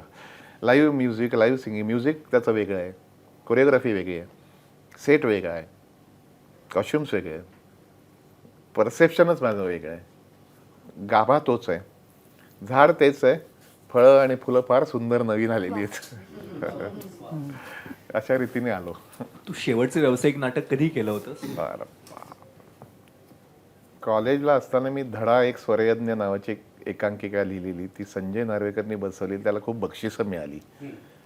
तेव्हा अचानक मला काही 6 महिने लेखक झाल्याचा फील आला होता, मलाही मिळाली. कारण त्याच्यानंतर त्याचं वंदे मातरम नावाचं प्रोफेशनल नाटक मी बसवलं आणि केलं. ते पण मला असं वाटतं 2000 वगैरे, नाही 2000 पण नसेल, आधीच असेल. अर्थात त्यावेळेला वंदे मातरम शब्द एवढा चालायचा नाही, तर त्यामुळे ते चाललं नाही. बट इसकी ठाकरे बहुत अच्छी लगी थी. आणि मी नंतर हे केलं, कौशल इनामदारचं गाण्यांवरती मी गगन झुला काढला. स्वप्नील बांदोडकर, राहुल देशपांडे, स्वरा म्युझिकल कार्यक्रम काढला. पण नाटक असं हे नव्हतं. आणि तिसरी मला गोष्ट सांगायची राहिली की फिल्म झाली होती, वेब सिरीज पण झाली होती, थोडं रंगमंचला हात लावू असं वाटलेलं मला. गुरुजी, आपके लिए एक सवाल था. गुरुजी हो गए यहाँ पे. आपके सब भूमिकाएं देख के हम दंग रह चुके हैं पहले ही. आज आपको जब हमने सुना तो और दंग रह गए. आपकी जो भूमिकाएं है उसका जो मूल रहता है, उसका रूट्स रहता है, वो NSD में है या जिंदगी स्कूल ऑफ ड्रामा में? जिंदगी स्कूल ऑफ ड्रामा. जिंदगी school of drama. National school of drama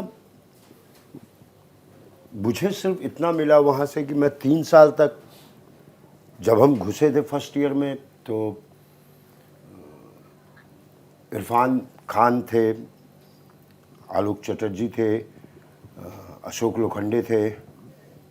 इन लोग एक प्ले कर रहे थे, लोअर डेप्थ, मैक्सिम गोरकी का एक प्ले था, उसका एडेप्टेशन था या ट्रांसलेशन था, आई डोंट नो, कर रहे थे. वो लोग हमेशा फटे कपड़े, बड़े दाढ़ी, कोट, गर्मी में पहन के कैरेक्टर में ही घूमते रहते. तो मतलब आप 3 साल तक सिर्फ इसी चीज़ पे विचार करते हैं, इसी चीज़ के बाद ड्रामा के बारे में सोचते हैं.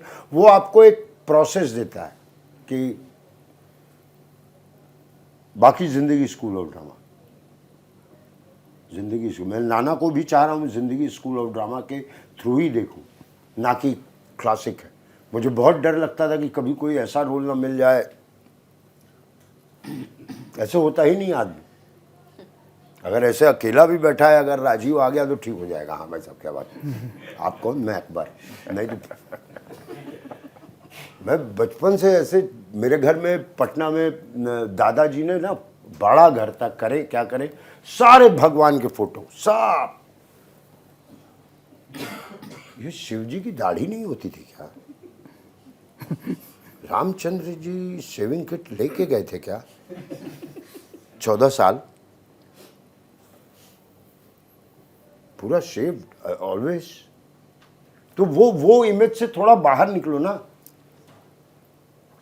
कि उस 14 साल के वनवास में शायद कभी तबीयत खराब हो, चिकनगुनिया अगर होती होगी बीमारी तो वो हुई हो, या फिर कभी उबासी लेते हुए नहीं देखा गया. ह्यूमन थे तो रामचंद्र जी ने ऐसे कर दिया, या कोई भी. तो जिंदगी स्कूल ऑफ ड्रामा, जिंदगी स्कूल ऑफ ड्रामा ऑडियंस बहुत समझती है, क्योंकि वो भी उसी स्कूल ऑफ ड्रामा की, हालांकि वो करती नहीं है लेकिन जानती तो है. अब नरसिम्हा अभी आई है, वो मैं समझ जाऊंगा कि, लेकिन नाना या घासीराम दिखे तो अपने तरह कि यार हमारी तरह लोग हैं. सिर्फ एक पावर का गेम है. जो आज नाना है कल घासीराम रहेगा, कल घासीराम वो नाना बनेगा. तो जिंदगी स्कूल ऑफ ड्रामा बहुत, और अभी बहुत काम बाकी है मेरी तरफ से उस पर, जिंदगी स्कूल ऑफ ड्रामा. कल जैसे मुझे एक बड़ा, अब क्या करें, डायरेक्टर से बात ही नहीं हो पाती सॉरी. एक बड़ा अच्छा लगा नाना की जो एक एंट्री है, जो पहली बार वो ललिता गौरी को देखता है, वो नहा के आ रहा है. बरोबर. कभी कभी हो नहीं जाते, जल्दी दो, वो खाना, बहुत लोग नीचे वेट कर रहे हैं, भाई बड़े लोग हैं, ऐसे हमारी तरह खाली बैठे लोग थोड़ी है, अरे बड़े लोग हैं। नहा के वो सीधे ही मंदिर में घुसता है, हाँ, लड़कियों पे नजर चल जाती है। तो ऐसा नाना, ये जिंदगी स्कूल ऑफ आर्ट।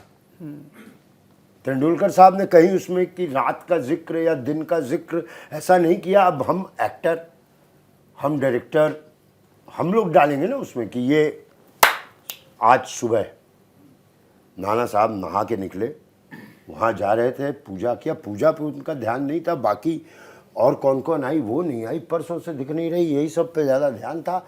और एक सामने उनको छोटी सी ललता गौरी दिख जाती।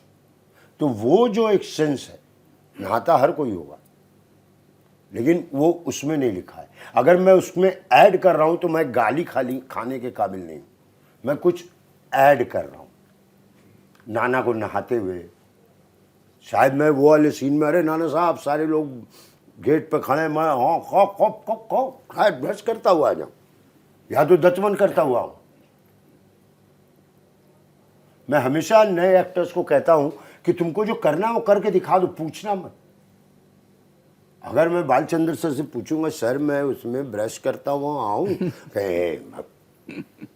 भाई 30 साल पुराना तू मान ले, एक स्क्रिप्ट लिख रहा है 5 साल से और तुमने सब सोचा होगा, और मैं आऊँ कि राजू थोड़ा सा ऐसा है कि मैं उसको ऐसे, तो नहीं भाई साहब काम सीधे और कर दूँ, तू कहेगा हाँ यार। गाली खाने को तैयार रहो डायरेक्टर से, रिलेशन ही वही होता है, एक्टर डायरेक्टर का रिलेशन ही वही, गाली वाला नहीं है, लेकिन हम दोनों को तो मिलके दिखाना है, हम तीनों को तो मिलके दिखाना है सामने वाले को, तो उसमें सब खून माफ।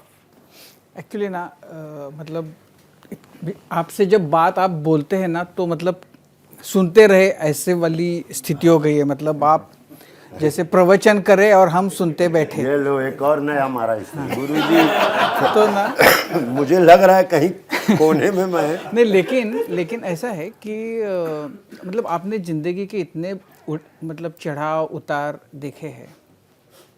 सबसे फ्रस्ट्रेशन आपने एक तो बात कही कि जब पिताजी गुजर गए उसके बाद आप चले गए, जब इस तरह का फ्रस्ट्रेशन आता है आप क्या करते हैं? मतलब और आपको तो लोग भी ऐसे मिले कि जिन्होंने मतलब इतना दुख दिया, इतना अपमान किया, अब जब आपके सामने आते हैं मन में क्या होता है? मतलब कैसे आप उनसे उनका मतलब रिएक्शन क्या होता है आपका? एक टाइम था, रहता तो बम्बई में ही था, मुंबई में मेरा रोज का काम होता था अंधेरी स्टेशन के ऊपर वाले उस पे जो वो अलग अलग प्लेटफॉर्म पे जाते हैं उस पे खड़ा हो जाता था और राजधानी एक्सप्रेस को देखते हुए रोता था मैं।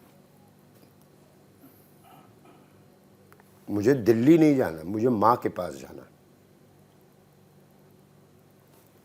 कितने लकी लोग होंगे इस गाड़ी में जो यहाँ से वहाँ जा रहे हैं और मैं यहाँ, कोई काम ही नहीं दे रहा था, कोई काम ही नहीं था। वो एक फ्रस्ट्रेशन बड़ा उस दौर से निकलना। और फिर जब कितने दिन का था, कितने 9 महीनों का साल था? ओ 9 साल। आओ संजय फिल्म फेयर आ रहा है, पापा एक आता नहीं घरों में होता है फिल्म फेयर अवार्ड आ रहा है और सब लोग मिलके घर वाले देंगे, आओ Sanjay this award goes to, मैं भी तो एक्टर ही था।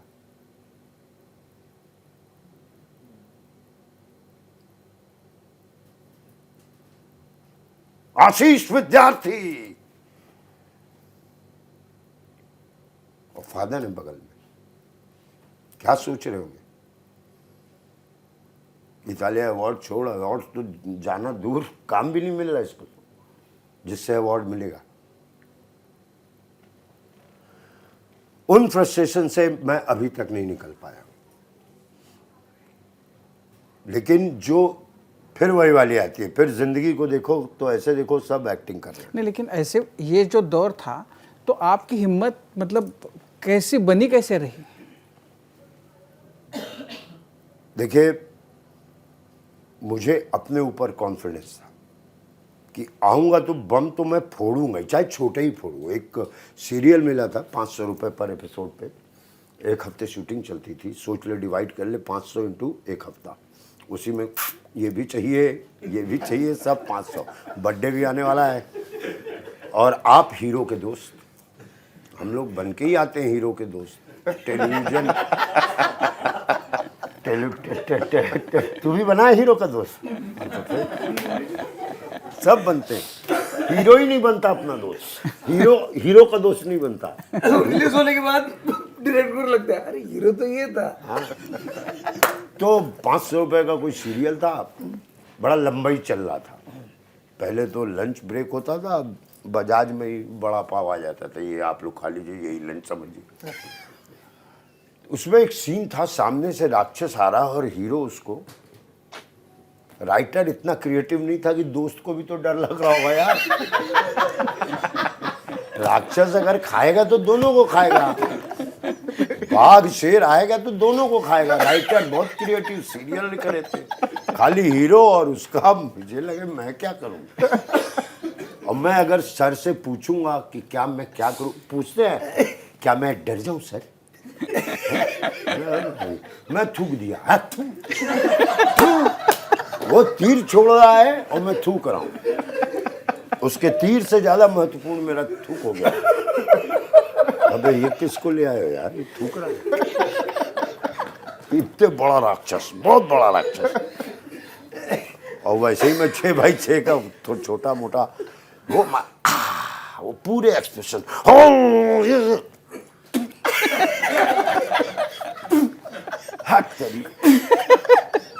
थूक थूक के भगा रहा हूँ। सुन रहे हैं? और फिर बहुत बड़ी बात, एक्टर को दोबारा बुला लेना, दोबारा बुला लेना। दोबारा अब दोस्त बदल जाएगा, हीरो बदल जाएगा, दोस्त वही रहेगा सारा। ये दोस्ती का और नौकर के रोल, भाई साहब जी मालिक, बस खत्म।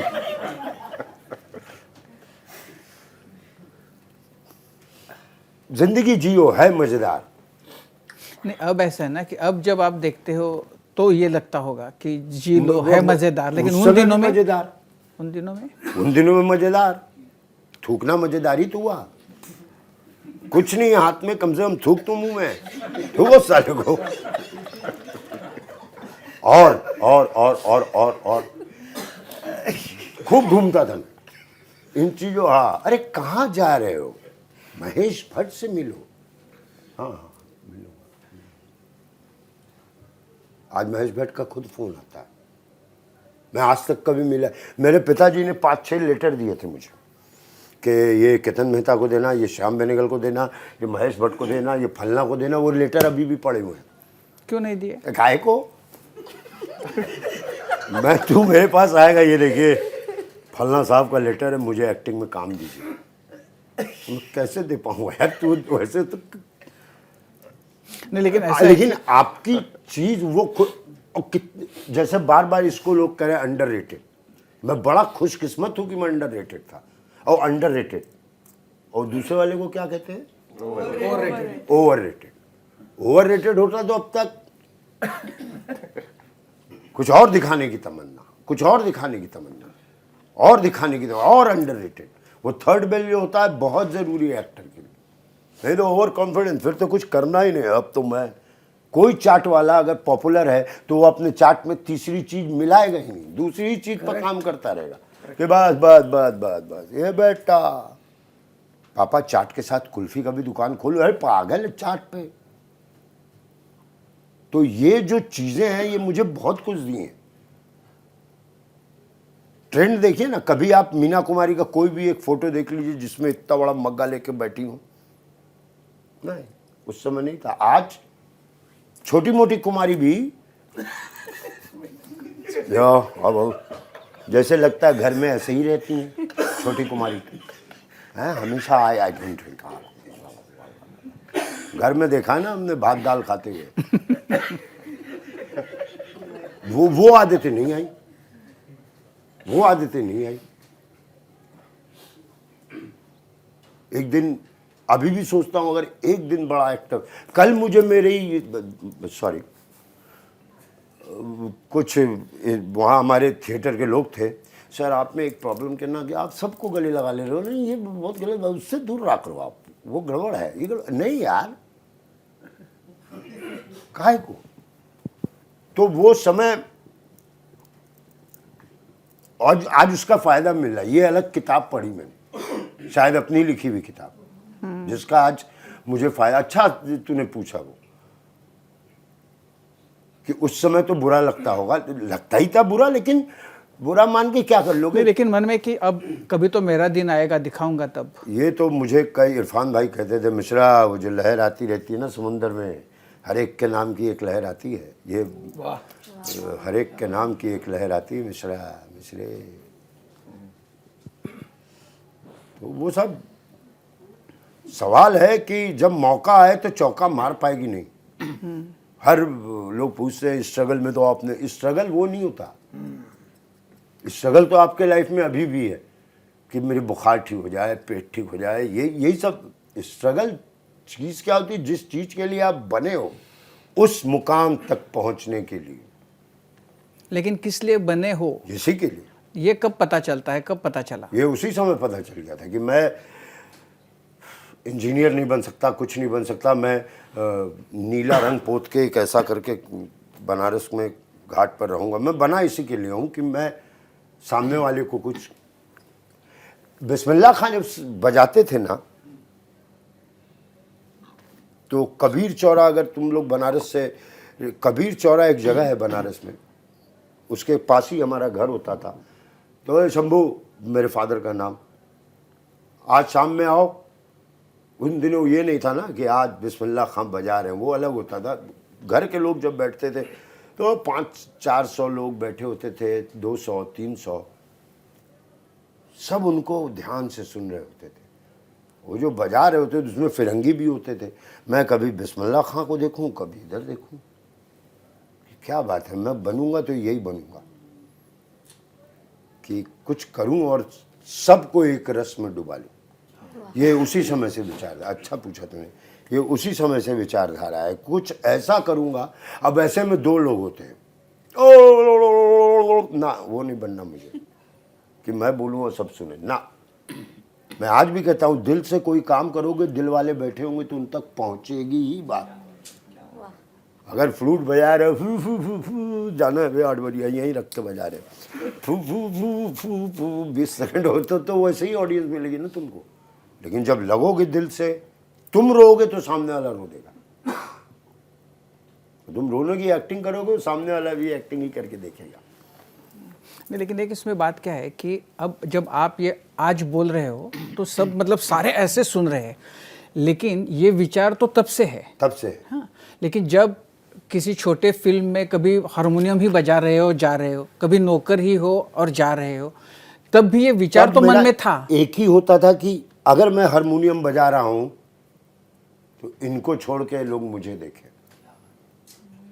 ये हम बहुत छोटे छोटे सुपरस्टार हैं यार, बहुत छोटे छोटे सुपरस्टार हैं। क्या बात है। जितना मिलता है उसी में करके दिखाना होता है और तुमसे नज़र हटा के अपने ऊपर लाना होता है। ये मेरा काम है। ये मेरा पहले दिन भी था, आज भी है। जिस तरह से बचपन गया है मेरा, ये मेरा छोटा बेटा है, ये मैं, उसके बाद मेरी बच्ची, ये और ये सबसे बड़ा बेटा इस दौर में थे। ये मेरा सबसे बड़ा बेटा है, कभी हुआ ही नहीं। क्यों, पढ़ाई में ठीक नहीं थे? इसलिए? पढ़ाई में क्या, किसी भी चीज़ में ठीक नहीं था। दूध तक तो ला नहीं सकता था घर के लिए, कहीं और ही थे।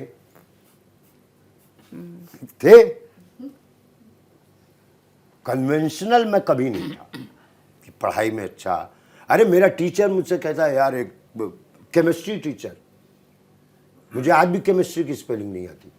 केमिस्ट्री टीचर मुझसे कहता है कि मिश्रा तू पान ला, मेरे लिए 300 राज रतन और तू अपने लिए मीठा। फिर वो तू मीठा पान खा के आज तुम 10th वालों का वो है फेयरवेल जो है, तुम डांस करना खाई के पान बनारस वाला। क्या टीचर है यार, मैं इससे बेकार में डर रहा था 3 साल से, ये तो पान मंगवा रहा है यार, वाह यार वाह। और ठीक है, और इसी चक्कर में उल्टा हो गया, वो मसाला मीठा पान वो खा गया और 300 राजरत्न हम। अरे यार, यहाँ पर तो किशोर कुमार ऐसे किया नहीं था, ऐसा झटका, और यहाँ हो रहा था ऐसा झटका। जाके चरण भक्त, टीचर मुझसे प्यार करते थे, मेरे सबसे पॉपुलर स्टूडेंट था मैं, पढ़ाई में घंटा टन टन बज रहा हूं। सारे टीचर, इंग्लिश टीचर, किस क्लास में हो अब, कैसे इंग्लिश, अब मैं अपनी ही क्लास की टीचर पूछ रही किस क्लास में हो, कभी दिखते नहीं। और मैं स्कूल छोड़ के कहीं ताल कटोरा गार्डन में, दिल्ली में है एक ताल कटोरा गार्डन, अब वो बहुत बड़ा स्विमिंग पूल बन गया, वहाँ सरिया मोड़ रहा हूँ, और पापा जी आ रहे हैं राजीव गांधी के, राजीव गांधी के साथ आ रहे हैं, पीछे से हाथ ऐसे कर रहे हैं, भाई ये कहाँ से आ गए। हाँ मालूम था आज प्रधानमंत्री आने वाले हैं, प्रधानमंत्री थे शायद, हाँ प्रधानमंत्री आने वाले हैं, लेकिन पापा जी भी प्रधानमंत्री के साथ हों। और मैं वहाँ पे स्कूल का ड्रेस फोल्ड करके बैग में एक गमछा, जैक बनाते थे लोहे का, वो बना रहा हूँ। फिर वही शक्ति वाला सीन, बड़ा अच्छा लग रहा होगा, बाप प्रधानमंत्री के साथ आया है और बेटा जैक मोड़वा है। जाना ही नहीं मुझे उस स्कूल में जहां मुझे ये नहीं बताया जाएगा कि अकबर या कोई भी राजा एसी के लिए क्या करता था, जब एसी नहीं था, गर्मी उतनी ही होगी। आज मैं यहां बैठा हूं और मुझे तमिलनाडु में कुछ खबर पहुंचानी है कि पापा बन गए, कैसे जाता होगा वो खबर, टेलीग्राम नहीं था, वो चीज मुझे नहीं बताया आपने इतिहास का, सिर्फ इतना बताया उस समय लड़े, उस समय कटे, वो उधर मरे, वो उधर गए, ये बताया आपने। मुझे वो चीज नहीं जानना था, मुझे वो जानना था कि रात में नींद कैसे आती थी जब इतनी गर्मी, उमस, कोई पंखा नहीं, कोई बिजली नहीं, कुछ नहीं, क्या था वो सिस्टम। ठंडा पानी करने के लिए क्या वो घड़े थे, आम की कौन कौन सी पैदाइश अब खत्म हो गई है, आम की कौन कौन क्या क्या आम थे उस समय। अबे पागल है, इतिहास लिख रहा है, आम के बारे में क्या लिख रहा है, अरे क्यों नहीं। तो वो एक मुझे हमेशा से दिक्कत रही। आज मेरे बच्चे फेल हो जाए मुझे कोई परवाह ही नहीं था, ठीक हो तुम मेरे साथ टिको ना, हमारी जिंदगी में पास हो तुम बस। लेकिन क्या कीजिएगा, सोसाइटी समाज ऐसा है कि आपको 10th 12th पास करना ही पड़ेगा। लेकिन आपने जो ये मतलब जो अब नाम शोहरत सारा वो पापा ने देख लिया, उनको देखने को मिला, मतलब ऐसा कि उनको कि 3 दिन पहले उन्होंने, हम लोगों ने एक फिल्म देखी थी आलू चाट, मेरी फिल्म थी, तो उनकी बॉडी बाहर रखी हुई थी। हर एक फादर का एक अलमारी होता है, उसमें एक खुशबू होती है उनकी, उनको अगरबत्तियों का बड़ा शौक, मुझे भी, उनको परफ्यूम का शौक, मुझे भी, किताबों का शौक। तो उनके अलमारी को मैं खोला तो एकदम ही, अभी भी मैं कभी अपना गाड़ी खोलता हूँ तो लगता है पापा जी वाली सेम खुशबू।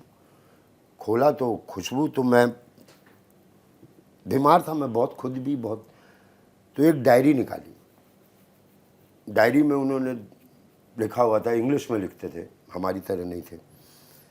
उन्होंने लिखा हुआ था कि आज संजय की फिल्म आलू चाट देखी, मनोज पवार ने बहुत अच्छा काम किया, संजय में कुछ तो है।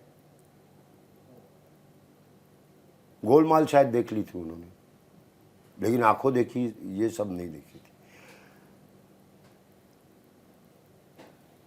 कभी कभी बनारस में बड़ा अच्छा लगता है जब कोई बोलता है कि आप शंभूनाथ जी के बेटे हैं ना।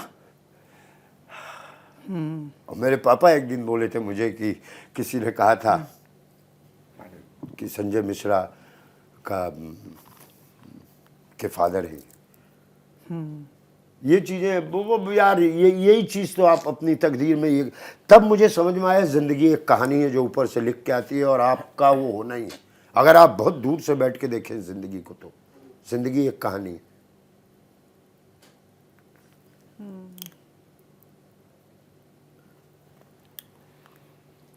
मतलब मैं सुबह से तक कहाँ फंस गए हम लोग, क्यों आज इंटरव्यू चल रहे हो, रिहर्सल करते हैं, तुम्हारा नाम सुन रखा था मैंने। मैं आते ही जो रिलेट किया हूँ इस जगह पे, मुझे लगा मैं अपनी फैमिली में किसी के यहाँ पहुँच गया। मैं इसको भी बोल रहा था कि मुझे लगा मैं छोटा भाई जर्नलिस्ट, फादर के आसपास उनको भी बनना था जर्नलिस्ट ही एक्चुअली। दादा वादा ने ना है कल सरकारी नौकरी, वो सरकारी नौकरी बड़ा इम्पोर्टेंट होता था सबके लिए। और तकलीफ दे रहा हूँ, लेकिन कुछ ऐसी फिल्में हैं जिसने आपने आपके पापा का नाम लिया है, शायद वध में आपका नाम जी, शंभुनाथ जी, जी, मिश्रा, जी, जी। और एक फिल्म है उसमें भी आपका नाम शंभुनाथ मिश्रा। वध पार्ट 2 तो बन रही उस हो, समय आपकी भावना क्या वो थी? बहुत अच्छा लगता है जब आप पुलिस वाले आप कुछ बने हो तो वैनिटी खोलते हो, सामने शंभुनाथ मिश्रा, वाह पापा। मैं हर वो फोटो मम्मी को जरूर भेजता हूँ। वो चले गए लेकिन आप उनको जिंदा रखिए, आप उनको अपने जिंदा रखिए, इसलिए आप बेटे हैं, आप बेटी हैं, अमर रखना होता उनको। चला, शेवटचा प्रश्न आहे। वध 2 में भी शंभुनाथ मिश्रा नाम है। हाँ, वो अलग बात है कि वो कत्ल करता है और ये करता है, लेकिन अच्छा लगता है। सर, हम आपको सुन रहे हैं, आप बहुत इमोशनल है। ऐसा कभी हुआ है कि आपने सीन करते वक्त सच में आंखों में पानी आ गया? ऐसा कौन सा सीन है? कई बार शुगर हो गया मुझे आंखों देखी करते हुए, ये करते हुए आईसीयू में चला गया। अच्छी बात है, रो लेना चाहिए, छुपा दबा के नहीं रखना चाहिए। लेकिन हाँ, रोल करते हुए मैं कोई परफॉर्मेंस भी देखते हुए आंखों में आंसू आ जाता है। मैं कोई अच्छी परफॉर्मेंस देखते हुए, या कभी क्या वो माझी दर माझी बहीण चंद्रभागा तेरे लिफ्ट में मैं रिकॉर्ड्स कलेक्ट करता हूँ। तुम्हाला एक मिनिट मध्ये एक गंमत सांगतो की मी जेव्हा त्यांच्याकडे सुरुवातीला अंधेरीला जायचो, मतलब मैं आता हूँ रिहर्सल करने के लिए, त्यांचं ऑफिस आहे अंधेरीत, वर्सोवालाच राहतात तिथे, वर्सोवाला ऑफिस आहे। तर मी गेलो, अच्छा तर गाणं ऐकू येत होतं, आत गेलो ते, तर इतकं बरं वाटलं, रेकॉर्ड प्लेअर होता। तर मला एकदम असं झालं की कोण सी रेकॉर्ड आहे, की म्हणजे ते जुना रेकॉर्ड प्लेअर, वा वा वा क्या बात आहे।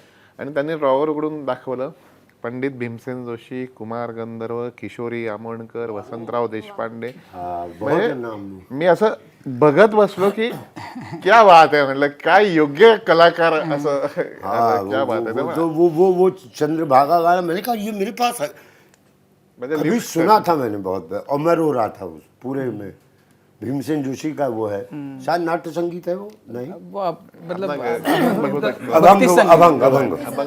अभंगवाणी, हाँ, वो रुलाई आने लगता है। वो जैसे मैं कभी छठ के सॉन्ग सुनता हूँ, आज वाले नहीं, नो पुराने, एकदम याद आने लगता है कि दादाजी आपको बच्चे हैं, आपको उठा करके स्वेटर पहना करके गंगा जी के किनारे, और आप उसमें जो तो वो रोना आ जाता है। तेंडुलकर या आडनावामध्ये ताकद आहे, त्यांच्या हातात काही दिलं की त्यातून वादळ निर्माण करण्याची त्यांची क्षमता आहे। सचिनच्या हातात बॅट दिली तरी वादळ येतं, आणि तेंडुलकरांच्या हातात लेखणी दिली तरी वादळ येतं। ते वादळ तुम्ही स्वीकारलंय, ती ताकद तुमच्या मनगटात आहे, त्याबद्दल सगळ्यात पहिल्यांदा अभिनंदन आणि आभार। संतोष, जसं तू सांगितलंस की स्वतःकडे बघण्याचा एक वेगळा दृष्टिकोन तू स्वतः डेव्हलप करतोयस, आणि तुला तुझ्या मित्रांमध्ये, प्रेक्षकांमध्ये सुद्धा तो रुजवायचा आहे। झेंडापासून तुझं काम आम्ही सगळे बघतोय, त्याच्या आधीपासून बघतोय, आणि ग्राफ खरंच खूप चांगला चालला आहे। हा ग्राफ कायम असाच राहू दे, या शुभेच्छा। आणि गुरुजी, आपको गुरुजी क्यों कहते हैं ये अभी जब आपके साथ बातचीत की तब पता चला। आप मतलब स्पीचलेस कर दिया आपने हमें। आज से और कई साल बाद अगर कोई ये एपिसोड निकाल कर देखेगा तो शायद उसे भी ज़िंदगी का कोई एक अलग नुस्खा पता चलेगा, और ज़िंदगी जीने का एक अलग नज़रिया उसको मिल सकता है, जो आज आपने हम सबको दे दिया है। बहुत बहुत शुक्रिया। सबों के सवाल बड़े खूबसूरत थे, इसलिए ऐसी बातें आदमी निकाल पाता है। आजकल टेलीविज़न में या इसमें एक बड़ी अजीब सी बात हो गई है, मैं राजीव को जानना चाहता हूँ तो मैं उसकी चीज़ें निकलवाऊंगा, मैं अपने आप को राजीव को नहीं जनवाना चाहता हूँ। आजकल एंकर्स एकदम ऐसे हो गए हैं कि अब सुनिए मेरी बात। तो आप लोगों ने बड़े उससे सबों ने सारी बातें हुई और बात करने में मज़ा भी आ रहा था, तो धन्यवाद। आणि यासोबतच माझा कट्टा powered by Chitale butter, bank of Maharashtra, चंदूकाका Saraf jewels, Barwa skin therapy आणि सोनाई पशु आहार या विशेष कार्यक्रमात आत्ता वेळ झाली इथेच थांबण्याची. प्रत्येक बातमीच्या अपडेट्ससाठी पाहत रहा एबीपी माझा.